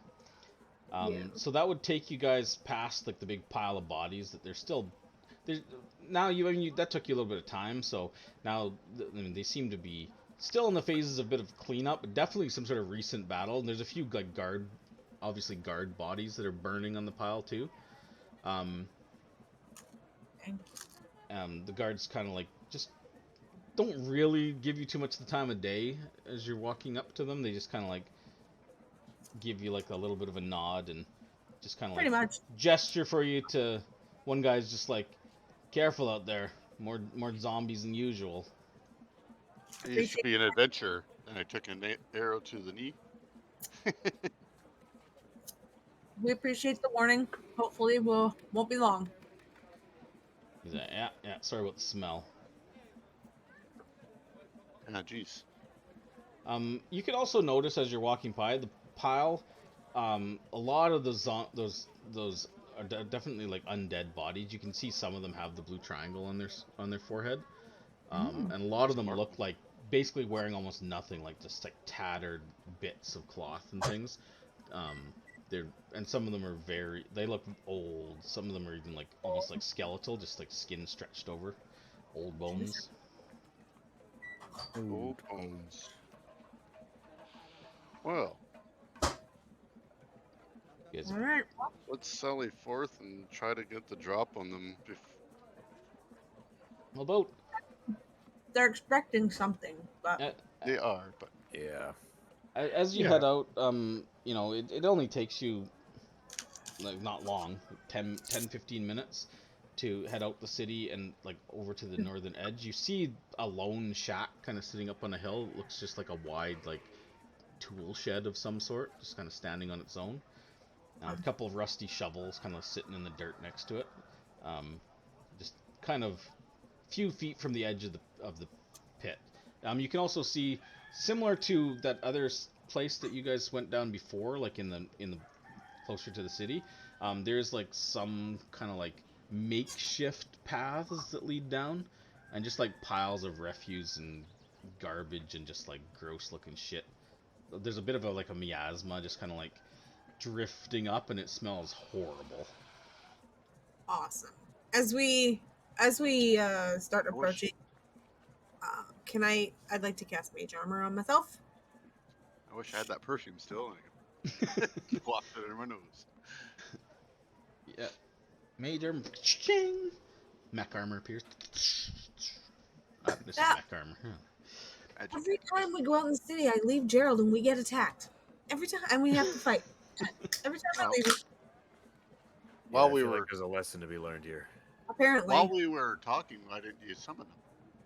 because it would have taken him an hour to get to me, and I didn't know Get to the until. gate might have been interesting, as well, the closed one. Papers. Well, I mean, technically, I could have had him send word up to the gate that an arcane construct is going to come through. Let it, but Good. Do you want to go back to through Poe? he didn't get past the Cephalophalos, past the thing, through the Stig. It's Gerald's not built for that. So it is now 11:20. Not saying there's any sort of time limit here, but there's now 11:20 as you reach the shack.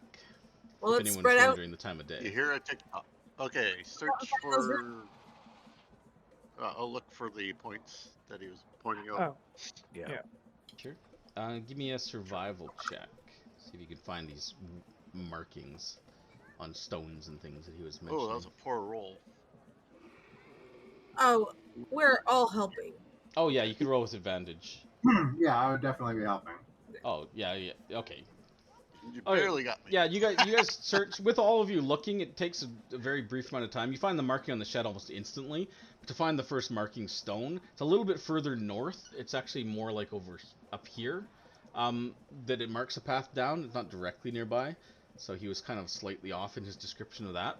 But you do see every 50 feet or so heading down this kind of like switchbacking path through like garbage and refuse and stuff. There's like a kind of just like a stone, maybe the size of like a basketball with like a little markings on it. Some of them are harder to pick out, but you guys, I mean, can follow them quite easily. When you get, so I'm assuming you follow them, unless you do something else. But Just leave. Yeah. just look longingly at the jungle. You guys remember when we were just worried about mudslides and shit, and not like shit? Corey, Yeah. did we determine that I could ritual cast something like comprehend languages while we're just walking? Did we say I could do that? No, I don't think while you're walking you can. You have to like, because it's like a ritual, right? You have to. Technically, raw, you don't have to stop. You can do it while you're walking. It's just whether. Okay, sure. I don't Go by care. I always assumed rituals you didn't. Maybe if you were walking like an easy walk, not like hiking or like in rough terrain. But yeah. You know, like I can't do anything else while I'm doing it. I can't look or search or anything like that. But I was just curious. Rules is written is right, but yeah, I always assume just because a ritual usually indicates you've actually stopped myself. I Doing never ritual thought about things, but rules anyways, written, it's fine. Sure. I guess unless, like I said, unless you were like really distracted while traveling, you could do it. Sure. It's a pretty Okay. low level spell too, isn't it? Yeah, it's fine. Okay. Yeah. So you want to say you cast that while Yeah. you were on your way up to the shed? Yeah. Okay. All right. Just while we're going, in case I need to read something. Sure. So you make your way down, following the path. Follow the path. Well, The you yellow brick reach road. off to kind of in the northeastern section. It kind of winds its way down. You pass like there is like rotting corpses, but not like people. Just like there's like a big bloated like pig-looking thing that's just like rotting away, like covered in all sorts of like bugs and stuff. Sorry, Brad, you're eating. Apologies. No. He's like, oh. But just kind of like this mucky, kind of gross.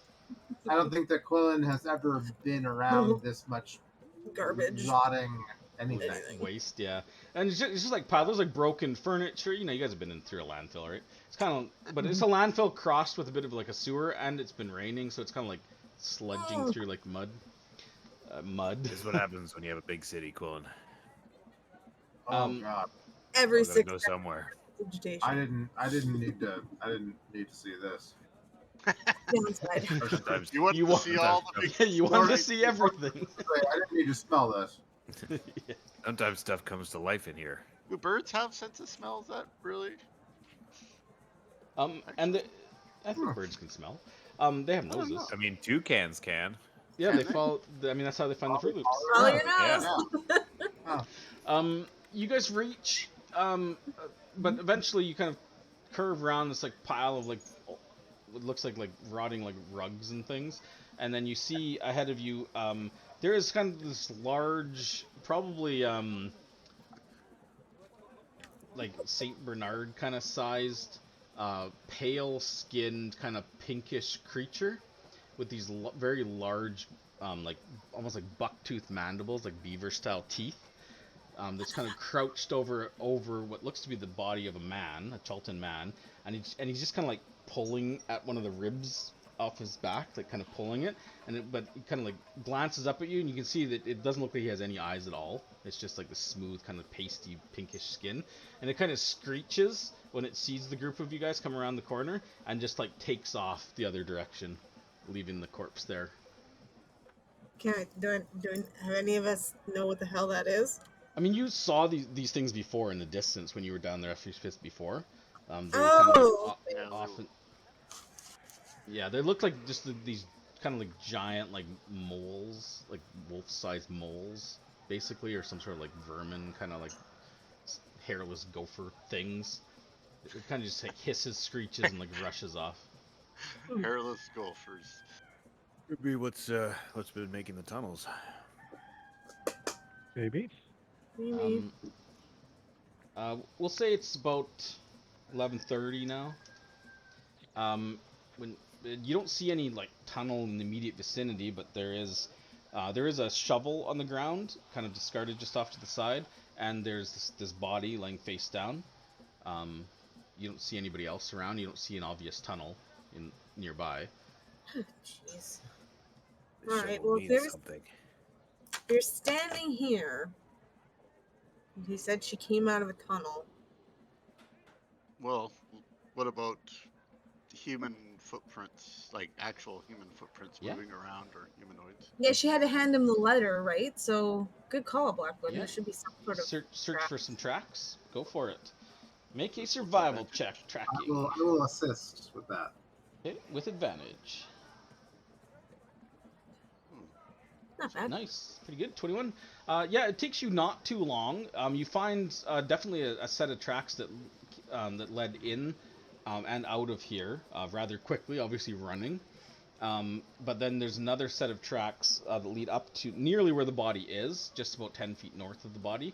There's another set of smaller tracks, barefoot tracks. They look like human feet. And smaller size. With a 21, you estimate it's a woman. Like an adult woman feet, human. Beyond that, you kind of trail that back, and there is like a cluster of intermingling tracks, maybe about a 5, 6, half dozen or more creatures kind of moving, kind of crisscrossy, like some of them like limping, other ones walking normally. Most of them seem to be either booted, some of them barefoot, a mix of male, female. You're not really sure. But with a 21, you're able to maintain the main tracks, and probably shortly thereafter, we'll say it takes you with a 21, maybe like 10 minutes of like following these tracks. You finally find one that leads off around what looks to be like a discarded like bed.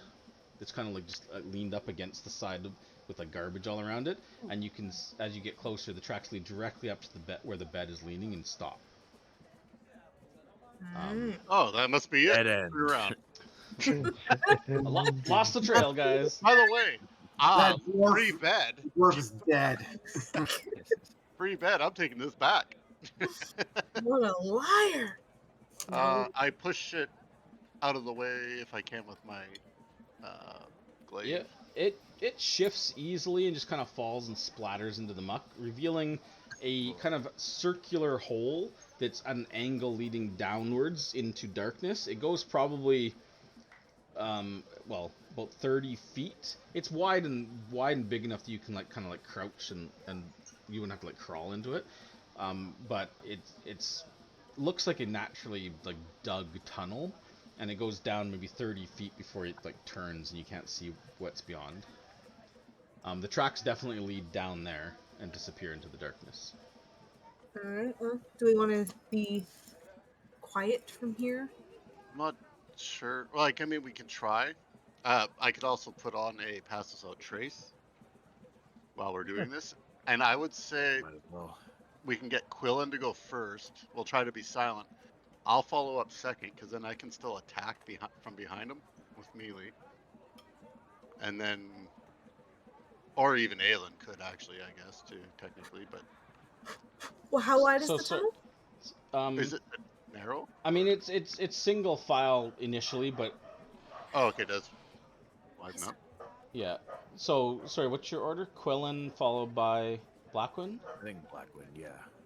followed by I think I can take up the rear. Aelin will be behind. Quick, Okay. sorry. Quick point of order. If there's no light, right?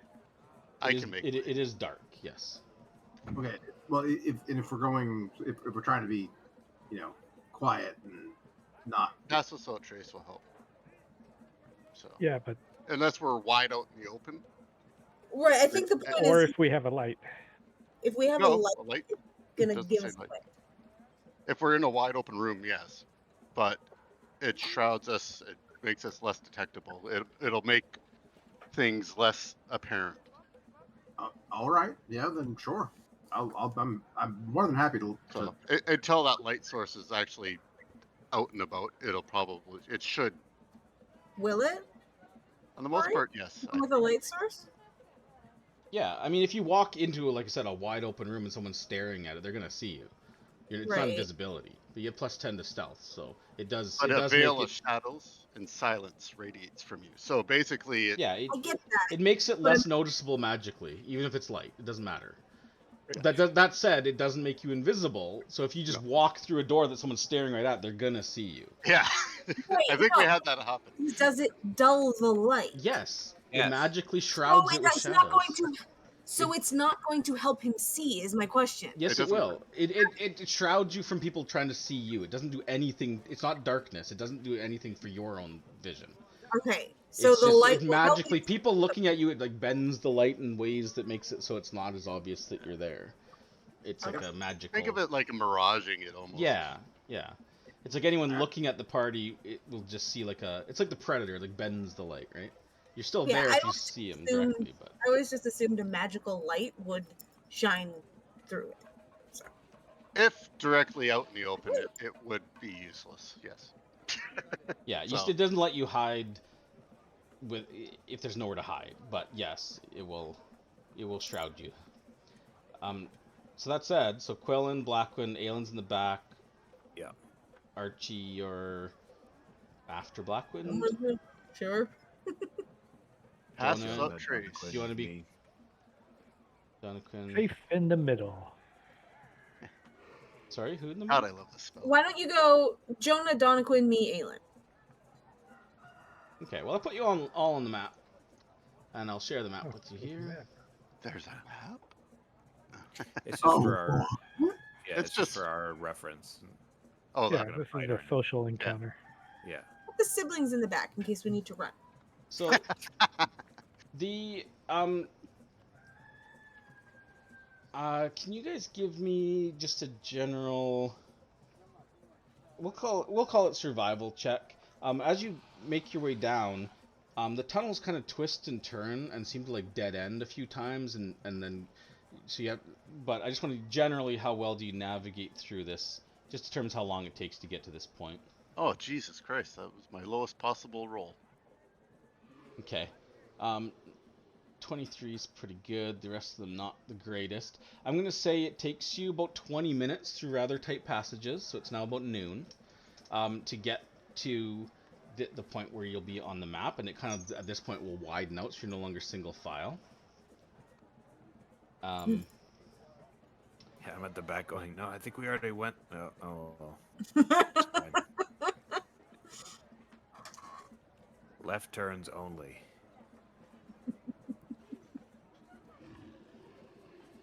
Just give me one sec.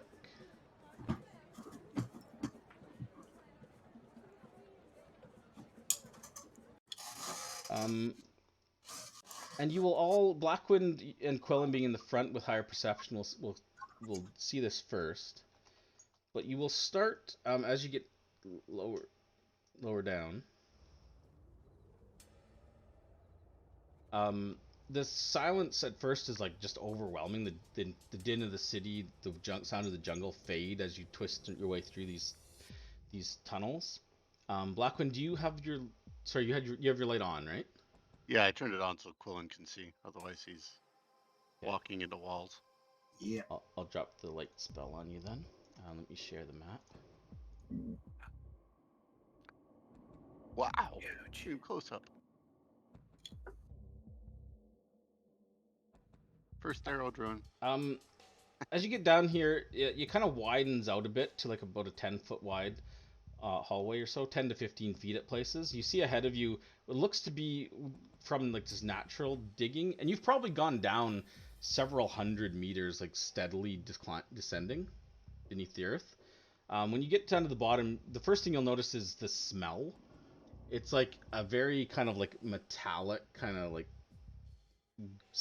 this kind of cloying smell. It kind of sticks to the back of your throat, and when you get to the bottom of this and where it widens out, you kind of step and it just kind of gets a little like squishy. You look down and there's like this kind of like reddish brown mud on the floor. Remind us of the smell of that other underground place. Yeah, but more pronounced and sharp. Like the other one was just kind of this dull, kind of like old smelling, and it was kind of like, More of a cheddar. yeah, this is more of like a blue cheese smell. Brad. And ahead of you, it looks like the natural like dugout. It's not natural, but this dugout passage suddenly widens out to, you can see like stone walls that look to be like some sort of man-made structure under the earth here. It is old and has like, the walls look almost like slightly wet, and you see like there's little tiny rivulets of water, liquid, kind of like in small like droplets streaming down the walls, in various places, and it just kind of smells like damp. And you also can see that there looks to be some sort of like natural stairs just ahead of you. I think you can see them. Yeah, you can. That sort of descend further.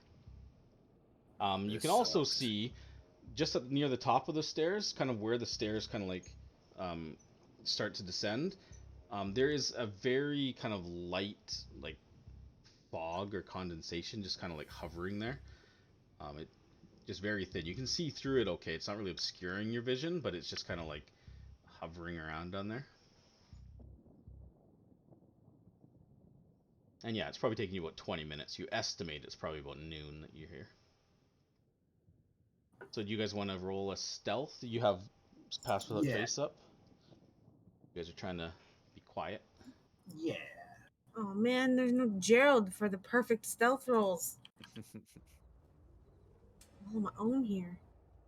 Oh, come on. Oh boy. Oh, come on. Jesus. Double one. Well, at least you got plus 10. So, yeah, I mean, what are you gonna do? It's tight passageways. You're in heavy armor. You're kind of scraping and bumping into things. You can't see as well as the others, even with. I guess the light spell is pretty bright, but, anyways, yeah, that's what you see ahead of you. Jonah's got no excuse though. Yeah. Jonah's just. Well, let's shimmy on forward. Shimmy, shimmy. Shimmy, shimmy. There's 30 feet of movement. Sure. Oh, I don't want to run too far ahead. It wouldn't let me approve that. Apparently, you must have got caught on something. Getting out of your first square. Blackwood, as you approach the edge of the stairs, I'll move you just 5 more feet here. You can see down below.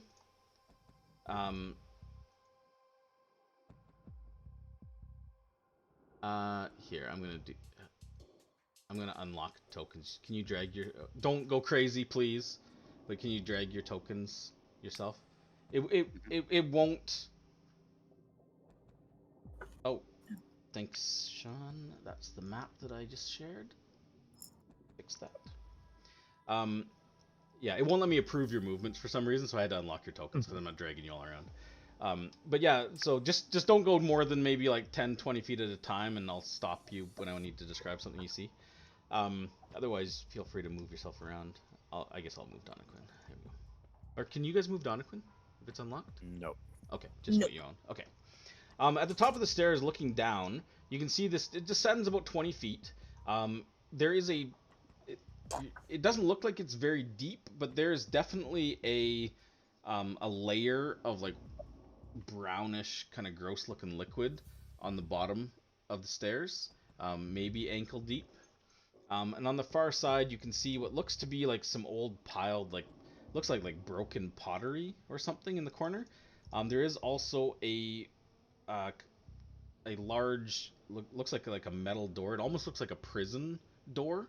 It's like this heavy metal door with a small window in it with like small bars on it at about eye height. Cool. I will continue on down to the beside that That's- door. Really quick question. Mhm. John, the elixir that you gave me, what does that actually do? If you click on it, it'll tell you, but it'll give you +1 AC for I think 10 minutes. Okay. But when I click on it, I don't get anything. By the way. Oh, really? Yeah. Okay. It's I blank. wonder why. I must not have saved it. Yeah, I'm gonna go ahead and drink that now that because mine lasts for an hour. Yeah. But yeah, Brad, yours is +1 AC for 10 minutes. Gotcha. Oh, and that water looks pretty gross. Does anybody want some camu for diseases or cleansing lily for poisons? Oh, I got boots on right now, but maybe or what's the one for Constitution? Cinderberries? I'm in the Yeah. same as you. I took like spells and stuff, not thinking that we were doing anything like this. Yeah, I dropped protection from poison. I dropped protection from good and evil.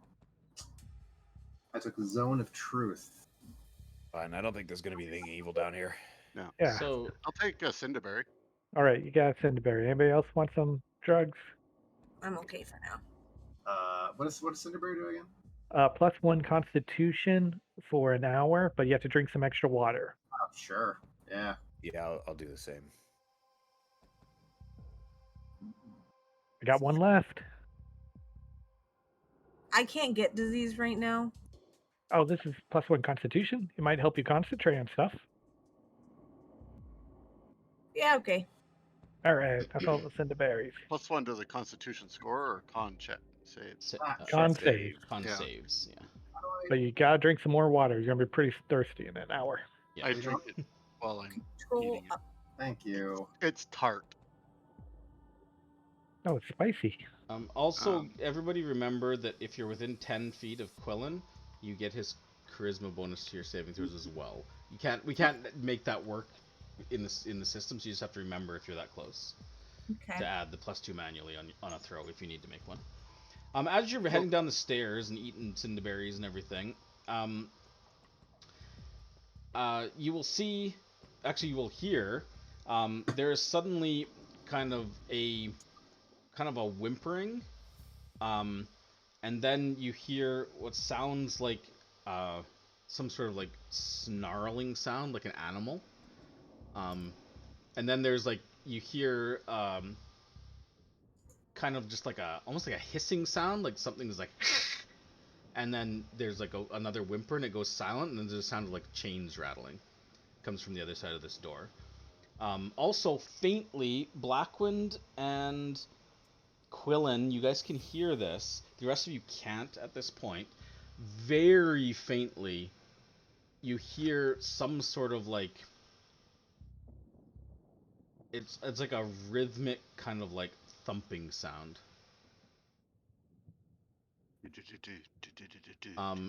As you listen to it, you can't quite place it. It sounds like someone's like keeping time on like a drum, very steadily. I will go ahead and drink that elixir. Now that I can hear. Let's go. Stuff. We're on a timeline. Yep. People's lives are. Is there a window that a person can peek through, or is it just a solid door? Yeah, there is a small slit, like a very thin slit with several bars in it in the middle of the door. Okay. I'll kind of cloak the ring just not to make it too bright, but I'll take a look through the... Kind of direct it like downward so it's not shining through the... Yeah, make sure it doesn't draw attention. Sure. As you put your kind of like eyes up to peer through, it just goes like maybe like an inch in, and then you can see what looks to be some sort of, you don't know if it's wood or metal or something, but there's something like on the other side covering it. So it looks like someone could like open it from the inside to look out, but you can't see in. Peephole. How big is it? Just a... It's like thin. It's like maybe like an inch, and like maybe a few inches wide. How deep? Like an inch deep? Yeah. Okay. Okay, I just wanted to make sure, because like, could I get the tip of the dagger to kind of push it to the side, maybe, or try to? You could try, sure. Just kind of like get it in there and just kind of like. Yeah. Yeah. Give me a sleight of hand check if you're trying to do that quietly. Quietly, will it give a +10 still for? Yes. I would say yes. It muffles your sound, right? Yeah. So sleight of hand. So basically, an untrained stealth. Sure, yeah. That's what it's gonna be. Wow. Oh, good thing I had the +10. Yeah, I think it's that been was very good. for a while. Yeah, you kind of like. It's not easy because it's like pretty narrow and your dagger doesn't fit quite as well, but it does kind of scritch a little bit, like. But you manage to move it a few feet, then it seems to get stuck, like it's like jammed a little bit. But you got like a little slit you can see through, and as you do that, you will see kind of a very dim, like almost like a reddish light coming from somewhere, like deep into darkness. You looking through, you can't really make out much of anything, just with the angle you've got. You can kind of see off to the left.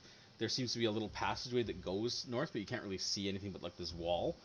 And then it seems to open up maybe another like 10 feet or so to like a bigger room. But it looks like quite a large room because it's like at the edge of your vision out there. You can't see like a far wall in that bigger room. But there's some sort of like reddish glow emanating from something, but you can't see where the glow's coming from. And the door is a push or pull. I guess I could figure that out. There's a heavy handle on the side, but until you try to pull or push it, like there's like a handle you can grab onto. There's no, doesn't seem to be a lock on this side that you can see. I'll try to open it. Also, Archie, you've got this ability for just like ruins and stuff. Yeah. This is the same, probably the same age. The stone walls, anyways, are the same age as those ziggurats out in the old city. So this might be the remains of a ziggurat, like sunken way back in time, perhaps. But however, the metal doors, that's new. That's definitely not the same construction. That's much newer. Okay. Even though it's still like rusted and kind of pitted, it's still old, but it's way newer than the walls. Way newer than the walls. Okay. Anyways, sorry, Blackman, what you gonna pull or Yeah. push? I will, attempt to open the door. Okay. It kind of pushes open. The hinges are relatively well oiled. It only kind of like squeaks a little bit and kind of like swings open. It's a push. Inside, you will see this passageway. Off to your left, or off to your right, the first thing you'll notice immediately is there is some sort of very large stone figure. At first, you're not sure if it's alive or not, but it's just like this huge looming thing. But it looks like it's very similar to like the man in Crocodile Shrine. Like it looks kind of like a Chultan man, kind of like crouched down with his hands on his knees, kind of in like a sitting position, as if he's like doing, you know, those exercises you do in gym when you sit against the wall. It's kind of what it looks like. You also notice that that reddish brown sludge is all over the ground, and for a moment, you can see on the ground, you could almost swear that an eyeball opens in the blood and then kind of like sinks. You also see small bits of what looks like protruding bone, as well as what may be like a hand kind of like partially sticking up. It was like eaten away in the muck. It's not thick. It's like maybe like an inch thick on the ground. And to the north, you can just make out what looks like another heavy iron door, or steel door to the north, blocking off a northern passage that way. And you also notice right on the ground in front of you, there's some sort of like symbol that's like looks like it's like on the floor, but it's mostly obscured with this sludge. But you can just kind of make out a bit of this symbol. I'll motion for the others to approach. You can also see, you can see it on the map. It opens up past this little kind of hallway into a larger room, and there's some sort of like reddish light emanating from somewhere in the north. You can't see what's causing it. I was wondering why I can see so far. Yeah, so it's lit with kind of this dim light. So in fact, if you turned off your ring, you'd now, with the door open, you'd now be able to see. It's dim light instead of bright light. So it's up to you whether you want to keep your ring That on. would be really hard for Quillen to see still, though, wouldn't it? I mean, he'd have a -5 to perception. That's what dim light does, but he can still see. Yeah. Right now, I'm okay. It probably helped us see this marking here. Hey, Archie,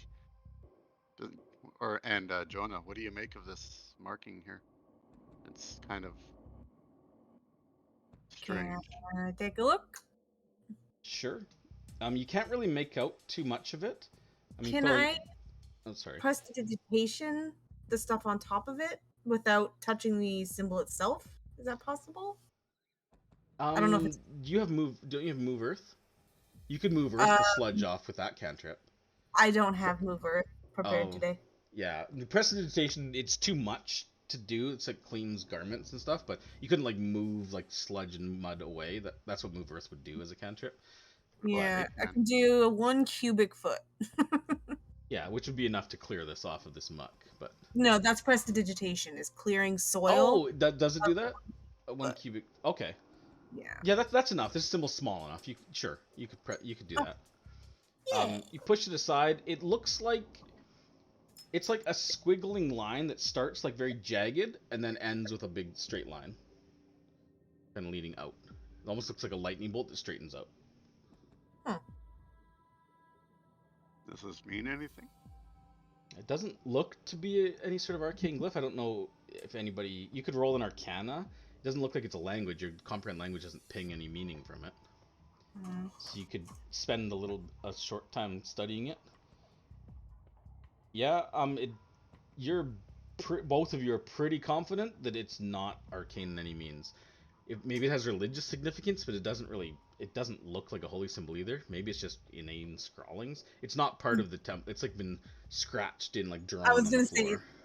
say, can I discern the age roughly? Like it's not as old as the rest of it, sort of deal. It's been yeah, it's just kind of like been painted on the floor, so it's definitely not nearly as old as the surroundings. Okay. Can I tell what the crap is that I moved off of it? All this goopy It looks stuff? like reddish brown mud or slime, but it's Yeah. got little bits of bone, and you probably see like maybe like a finger move with it as well. Yeah, and it's moving, or it's No, stationary. it's moving when you move it, but it's just stationary muck on the ground.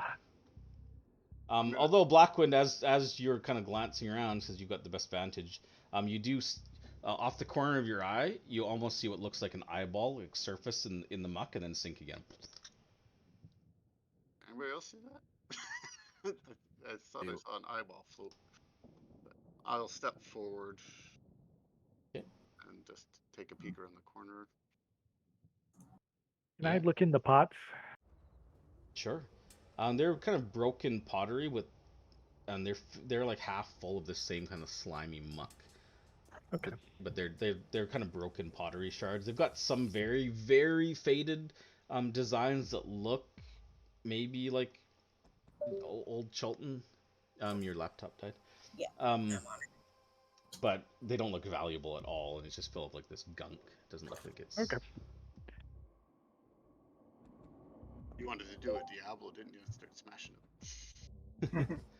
One of them explodes randomly. Why? Why are exploding barrels everywhere in these tombs? There might be a treasure goblin in there. How far can you see? I mean, you can see, but your dark vision's 60, right? Yeah. Okay. Luckily, that's also the radius of your light, so it's very easy for me to see how far you can see with dark vision. All right. Well, I will continue. And that's a similar door. It's a solid with a little slit, maybe. Yeah, except on this side though, there's a slit that opens from this side. Okay. As you move up to the edge, you can see there's another one of these scrawled symbols, very similar to the other one, slightly bigger. Again, partially covered in muck. The muck kind of cleans out though. In this room here, like there's a bit that kind of like it seems to be like it's almost like a path of muck that leads like around the corner to the south. Don't move any further in the room, by the way, for now. No, I'm not. Soon Dr. Quinn's keeping up. Quillen, you will definitely notice as well this time what looks to be maybe like a baseball-sized eyeball kind of surfaces in the water, just kind of like lolls there a bit, like it's undulating, and then sinks. I've got my freaking warhammer and my shield.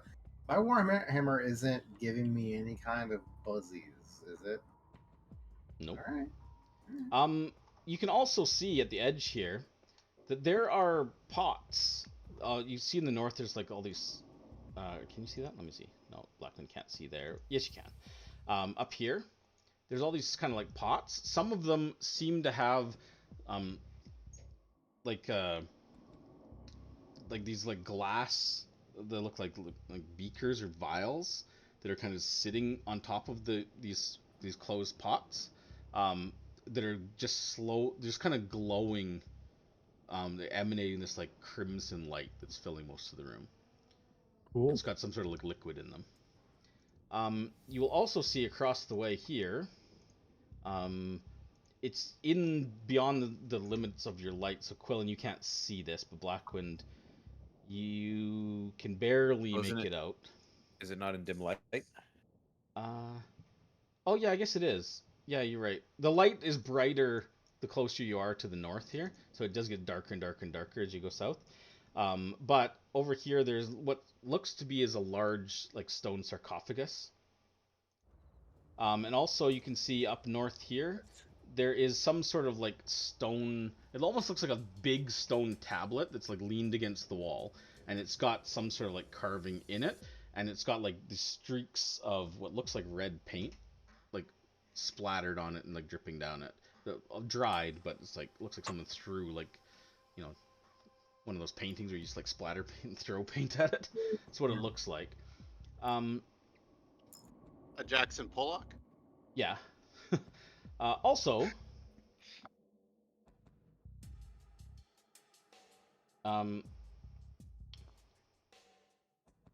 as you guys kind of get here, so I know you guys have kind of been moving. There is kind of this kind of like reddish kind of like mist that's kind of like over in the corner here. You hear like a growling and a snap from that corner. You don't see anything immediately, but then the mist parts, and you see a two, in fact, large beasts. Not large, but they're big. They're like large, like mastiff sized. They look like hyenas, but they look like they're like covered in blood and rot, and they just kind of like coalesce out of this mist. Kind of growling and snarling. There's chains on them. I'll show you. Here's a picture. Yeah. They've got like spiked collars with chains that lead off into the mist in the corner. That look like they're leashed, but the mist, the chains just kind of like almost look like halfway into the darkness of the corner. It looks like they almost like become mist, and they kind of like growl and snarl and snap. They don't seem to have actually noticed you, as far as you can tell. They're just kind of like straining and kind of like pacing, kind of like rankling at their chains, and occasionally they reach down and just like chomp on what maybe is the remains of some sort of meat, and just kind of like tear at it and growl. I'm gonna turn the light off now. You could make a. You want to turn the light off, Pock? Yeah. Sure. As soon as I see those creatures, I'm going to activate my divine sense. Okay. Are they friendly? No. You could also, if you're trained in religion, you can make a roll for these things. Divine sense does what exactly? So divine sense. Well, it actually matters. Until the end of my next turn, I know the location of any celestial fiend or undead within 60 feet of me that is not behind total cover. I know the type, but not its identity. Okay. Within the same radius, I also detect the presence of any place or object that has been consecrated or desecrated, as with the hollow spell. This entire place pings desecrated. Okay. So what does that mean exactly? You would probably know. Otherwise, it would be pretty pointless to know, right? I think that's under the hollow spell, actually. It is. Probably. Yeah. It's the reverse of hollow. Blah blah blah blah blah. Or yeah, or ceremony or hollow. Yeah. No, it's not. Or unholy.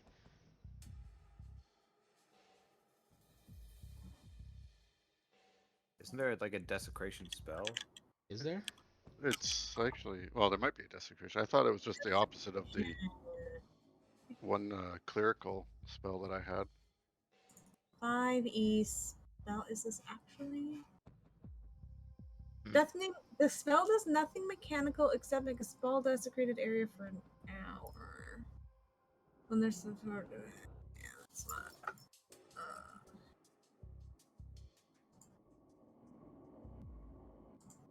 Okay, it's in the DMG. It says. Oh, is it? Okay. Consecrated, desecrated. Official states of place of spirit.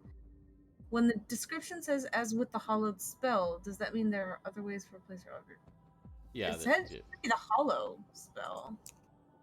Yeah, there's a bunch of different things you can do with hollow. Yeah. So, well, essentially, so it's not exactly the hollow spell. There's other ways. So this is desecrated not through the, not necessarily through the use of that exact spell and mechanics, but this, typically desecrated ground, usually indicates the strong presence of those things you've mentioned, fiends, undead, or some sort of like powerful evil force that's taken root here. And one thing you would probably know is typically desecrated ground. I don't know if it affects your guys' party anyway, because I don't think anybody can do this.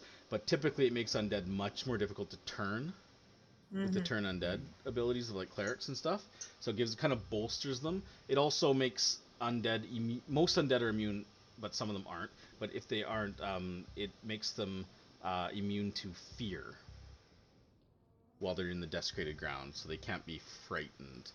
Typically, that only applies to like demons and stuff, or things that can be feared. A lot of undead are mindless, so they can't be feared anyways. But that could be another effect. If it's a particularly powerful or profane presence, you could have other effects like extra damage, hit points, extra more difficult to kill undead or monsters. It's hard to say exactly. It all depends on the nature of the desecration. But yeah, this place is definitely desecrated ground. Also, within 60 feet, you ping undead on the other side of this door. But those hyenas, or whatever they are too far away. They don't ping at all because they're outside the radius. Right. Is it an Okay. immediate effect, like a ping, or is it like an ongoing effect? I just it's like a move. It's like a Last one round. And but it only lasts for a round. Yeah. Okay. So basically just concentrate a few seconds and you get the whole place just kind of like, oh god, this place is bad news. And undead north of that door.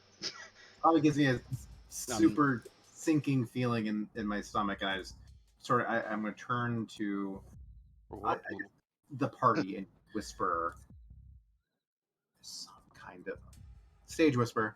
There's some kind of undead creature on the other side of that door, and this entire area is undead, desecrated rot. I don't know if you guys do anything that like makes things like afraid of you. That ain't gonna do anything here. God damn it, Corey. While that's happening, the important question: is there anything interesting with the statue? The important question. Archie's like, the architecture here is truly amazing. I'm not gonna look at the floor anymore. Honestly, that's what Archie is currently looking at. You can give me a history check, Archie, on that statue. Yeah, it's just like, is this statue special in any way? The statue picks you up so you can get a better look. Yeah, it's definitely, you can see that the face of the statue has been like splattered with some sort of like reddish brown substance. Is it blood? Is it paint? Is it mud? Is it whatever? You're not sure, but it's kind of splattered all down its face. But it looks like it reminds you a little bit of some of the iconography in like King Imbala's tomb. This may very well be a tomb of some sort. Okay. A burial ground of some sort. Whether this creature with a 13, you're not sure. This looks like it's maybe some sort of like sentinel to watch over the dead, perhaps is its significance, but it's not a specific deity or something, so you're not really sure. Okay. And this muck that's on the ground, it's like muck, right? So it kind of like sloughs back in, so like it's... Yeah, like if you step in it and step out, it like the footprint will fill back in pretty quickly. It's like this. Okay. It's not like slime. It's like this muddy looking for kinda... footprints. It's useless. Yeah, unfortunately, it kind of all blends together pretty quick. Okay. I want to just go up to this door, and you said the sliding thing is on this side, right? Mm-hmm. I want to just like crack it a centimeter or two and just see if I can see what the undead that Quillen was talking about was. Trying to be quiet about it? Yeah. Give me a sleight of hand check. Plus 10 from the pass. I know it's stealth technically, but... Yeah. Holy shit. Smooth like butter. Yeah, you move it to the side. You can open it almost like the entire way, basically silently. Inside, I'm gonna just open the door because you'll be able to see, but it's not actually open. Inside there is another large stone sarcophagus that seems to be shut, and you don't see any movement. It's a dark room.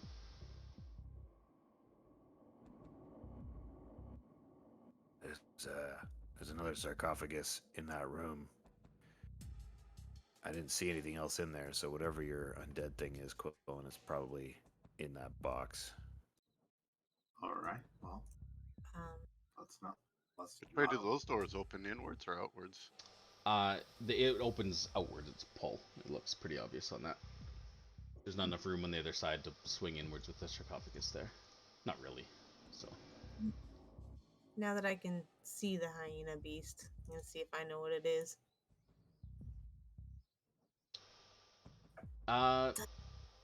Yeah, it's undead? It's definitely an undead beast of some kind. Yep. It looks like a hyena. We got all the good information. But otherwise, you're not really sure. One thing you would glean as you look at the creatures in the darkness, you do notice that one of them kind of like lifts its head from it, like chewing on this chunk of meat. Kind of lifts its head and kind of lets out like, almost like a racking cough. And you see kind of this kind of like almost blackish mist kind of like billow from its mouth. It kind of dissipates in the air. So maybe it can expel that kind of stuff. You're not sure if that's at will or not, but it disappears pretty quickly but it kind of billows out of its mouth. Well, if they're on chains, do we want to try and just sneak down south? I'm gonna move forward a little bit without the light on. I don't know where those chains are going. I assume you're trying to be stealthy. Can everybody just give me another quick stealth check, just real quick? Yeah. The chains go back to the corner there near, right? Well, yeah, they seem to like they're like hanging from their collars and like back and just kind of like disappear into this like reddish mist in the corner. Yeah, whether or not they're attached to anything. Yeah. I would also like to take my mining pick and try and just kind of wedge it into the door up here, so that if something tries to come this way, it has at least some resistance. Sure. It opens outwards, I believe. Like yeah, towards us. He's kind of like wedging it in so that it can't swing. It opens whatever towards it is, it opens towards us. Oh, so. It opens towards us. Okay. Yeah. That's inwards. Okay. Gotcha. That's a good idea. Yeah. Okay, I will move. I'll make my way this way, and I'll stay to the wall as best as I can. I don't know if you want me to stop every so often, but you can keep going a little bit.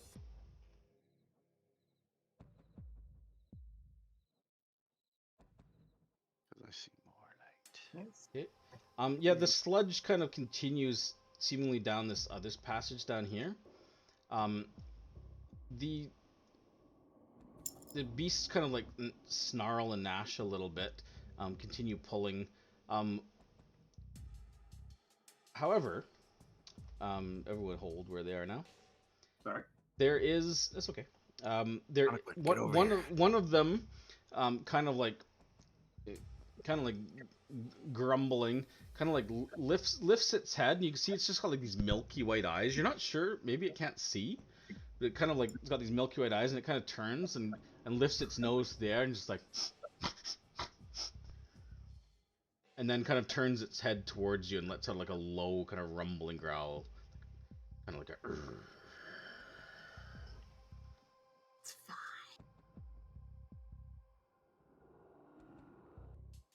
Oh, there it was. I heard it.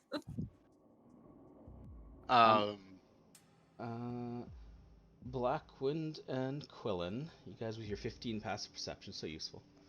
You will hear from that corner when he starts growling, you hear kind of a raspy, very very faint voice from the corner.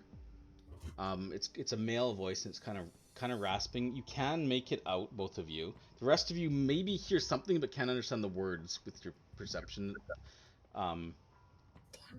Maybe actually, Archie, you probably don't even hear it with your 10 passive perception. Because comprehend language is useless. But you hear this voice, and it's just like, what? What's that? What's that? It's like, oh, more. There's more. Yes. us welcome them, shall we? And then you hear a clinking sound, and the chains kind of just drop to the ground. Shink! Smithers, release the hounds. The one that's growling and kind of is facing you, kind of takes a few steps this way, gets to about here, and then lets out a loud barking sound, and kind of bares its fangs. The other one turns and moves here, and then you will see a figure step out of the reddish mist in kind of like decent looking fine clothes. You recognize the figure, although he looks worse for wear. Kind of bloodshot eyes with a bit of a limp. You recognize the figure of Favian Stonebow. His skin is very pale. He's got a nasty looking gash on the side of his neck. And he's got a small bit, it looks like he's got a little bit of a nosebleed.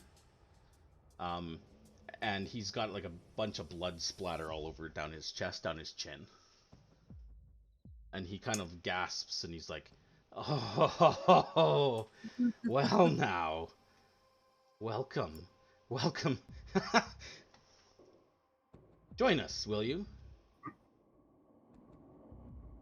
And then Okay, sure, why not? Oh. Remind me, did I'll have to. I can't remember if Fabian was one that we killed or one that got away. You one He's that got the away. only one that got away. Okay. I was like, I know one got away. I can't remember. He attacked the inn, Right. and we couldn't keep Okay. up in the stormy night. Blackwind couldn't track him. It looks like he probably should have just died by our hands. Yeah, maybe. And we'll roll initiative in a moment. Not right now, because I think we'll end the session here as it's 10 to 10. I thought there was going to be a soliloquy and then he'll just die. That was his soliloquy. I guess the Blood King is maybe undead. I mean, yeah. Probably. Definitely didn't sound like a happy, nice guy. Just maybe.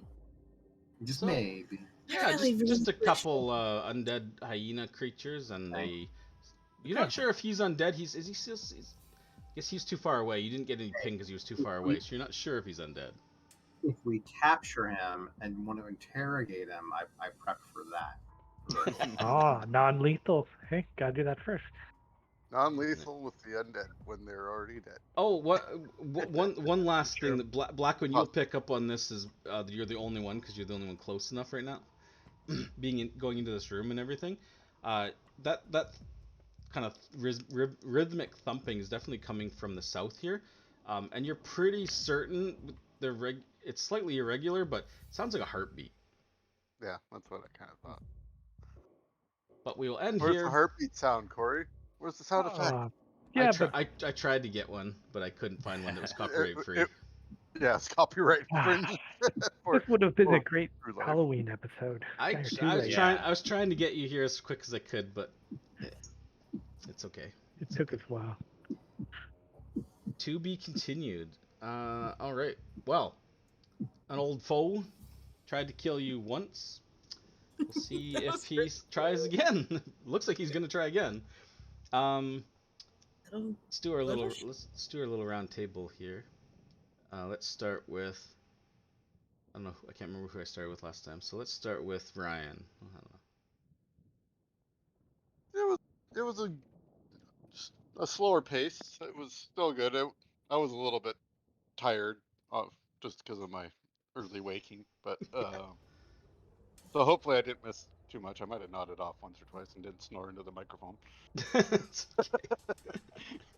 But yeah, it was good. It was a different pace, but it set us up to. Thankfully, we rested and didn't get in trouble coming into town due to this stuff. So I think we saved a lot of grief that potentially could have happened for breaking curfew. But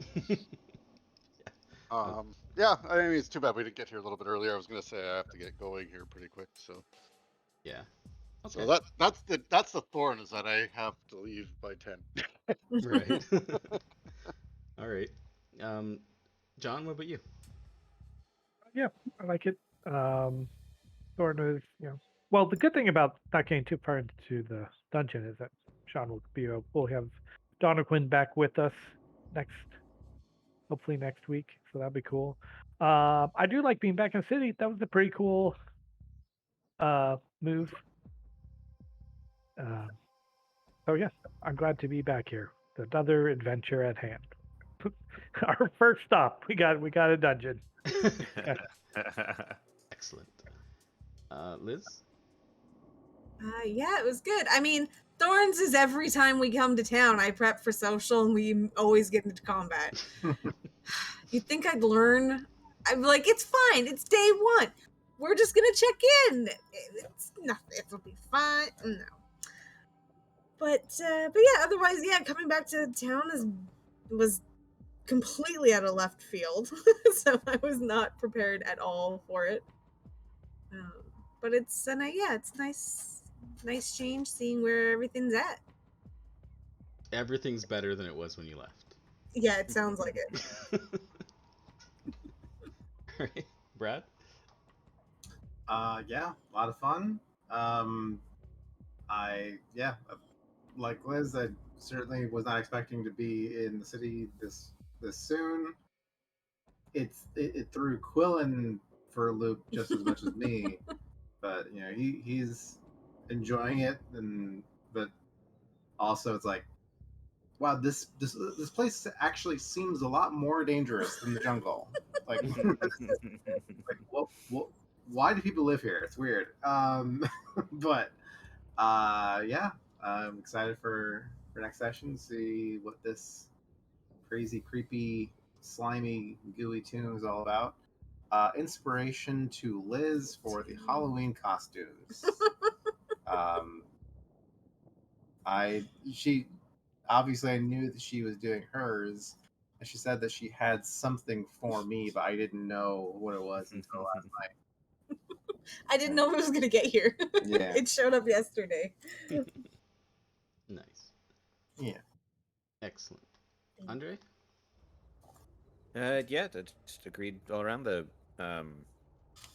portal was an interesting surprise, and then the second portal was also very much a surprise. I hope we can learn more about that. I'm kind of like, as it's weird, where I'm like, God, I really wish we could have stayed in the jungle because we had a plan. But No. I do like being back in the city, obviously. And there's been some very interesting developments. This bloody tomb is perfect for Halloween. Yeah, I liked everybody's costumes. That was fun. And I want to give inspiration to John for this really poorly conceived prank. His trick. Yeah, somehow I was like, yeah, I guess, yeah, whatever you say, Jonah. Oh, I don't know why, but he convinced me. I wanted to give inspiration to Blackwood for the well-called 12 being. Oh yeah, that was. I don't have any more room right now. It's true. He's full. So I haven't had to for a little bit. Yeah. Well, don't worry. I mean, you'll be draining inspiration left and right in here. I'm just kidding. I don't know how hard this is going to be. We'll find out. Let's leave this place. It's too late. You've kicked the hornet's nest. I can't give it to Blackwind. Can I give it to Brad? Yeah. For his wonderment and joy at the big city. Big city life. Excellent.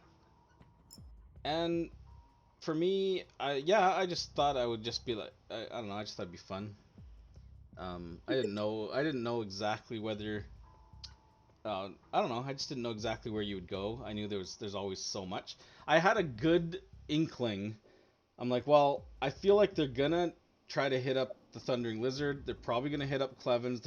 And then from Clevens I can direct them to Po, probably one way or the other. And you guys luckily just talk to the shopkeeper next door. And I was kind of, I was kind of hoping we would get here faster but I knew with so many options of what to do, where to go, how to do it, whatever. I feel like it took a little bit longer than I was hoping just to get like out of the initial room and like into the city and doing stuff. And I felt like some of the like, and I know it's always tough, but some of the, because you guys weren't prepared because you didn't know you were going to come to the city, but I feel like some of the logistics stuff kind of dragged a little bit, like with the bank and shopping and stuff a little bit.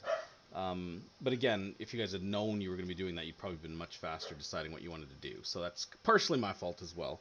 But otherwise, yeah, hopefully I gave enough little things. You get a decent sense, even with only like a partial session in the city, of some of the changes and some of the things and some of the new situations and where some of your known characters are. I'm excited to be back in the city only because now I have to juggle 1,000 NPCs again, which I haven't had to do for quite some time. But that's okay, it's all good, because you're in a dungeon and you'll probably, I don't know how long it'll take you to get through this, so I don't think I have to worry too much. Maybe I will die. I mean, how long can a dungeon really take with our group? What, 10 minutes? 10 minutes, yeah. Snap, snap, let's go. But yeah, it's good stuff. I'm having fun. So yeah, anyways, we will wrap up here. That's where we'll end tonight's session. Thank you so much for watching this episode of Magic Mythal Tomb of Annihilation. We live stream nearly every Sunday night starting at 4 p.m. Pacific time here on Twitch, and the weekly sessions, which reminds me I didn't post last week's yet. That's my bad. We'll post it up on YouTube. If you enjoy spending this time watching this, consider giving us a follow, turn on notifications. You'll see when we go live, and you'll never miss an episode. Also, next session is our 50th. It's episode 50, guys. Wow. It's a milestone. Cool. It's a milestone. Anyways, thank you again. Thank you to all of my players, and have a great night.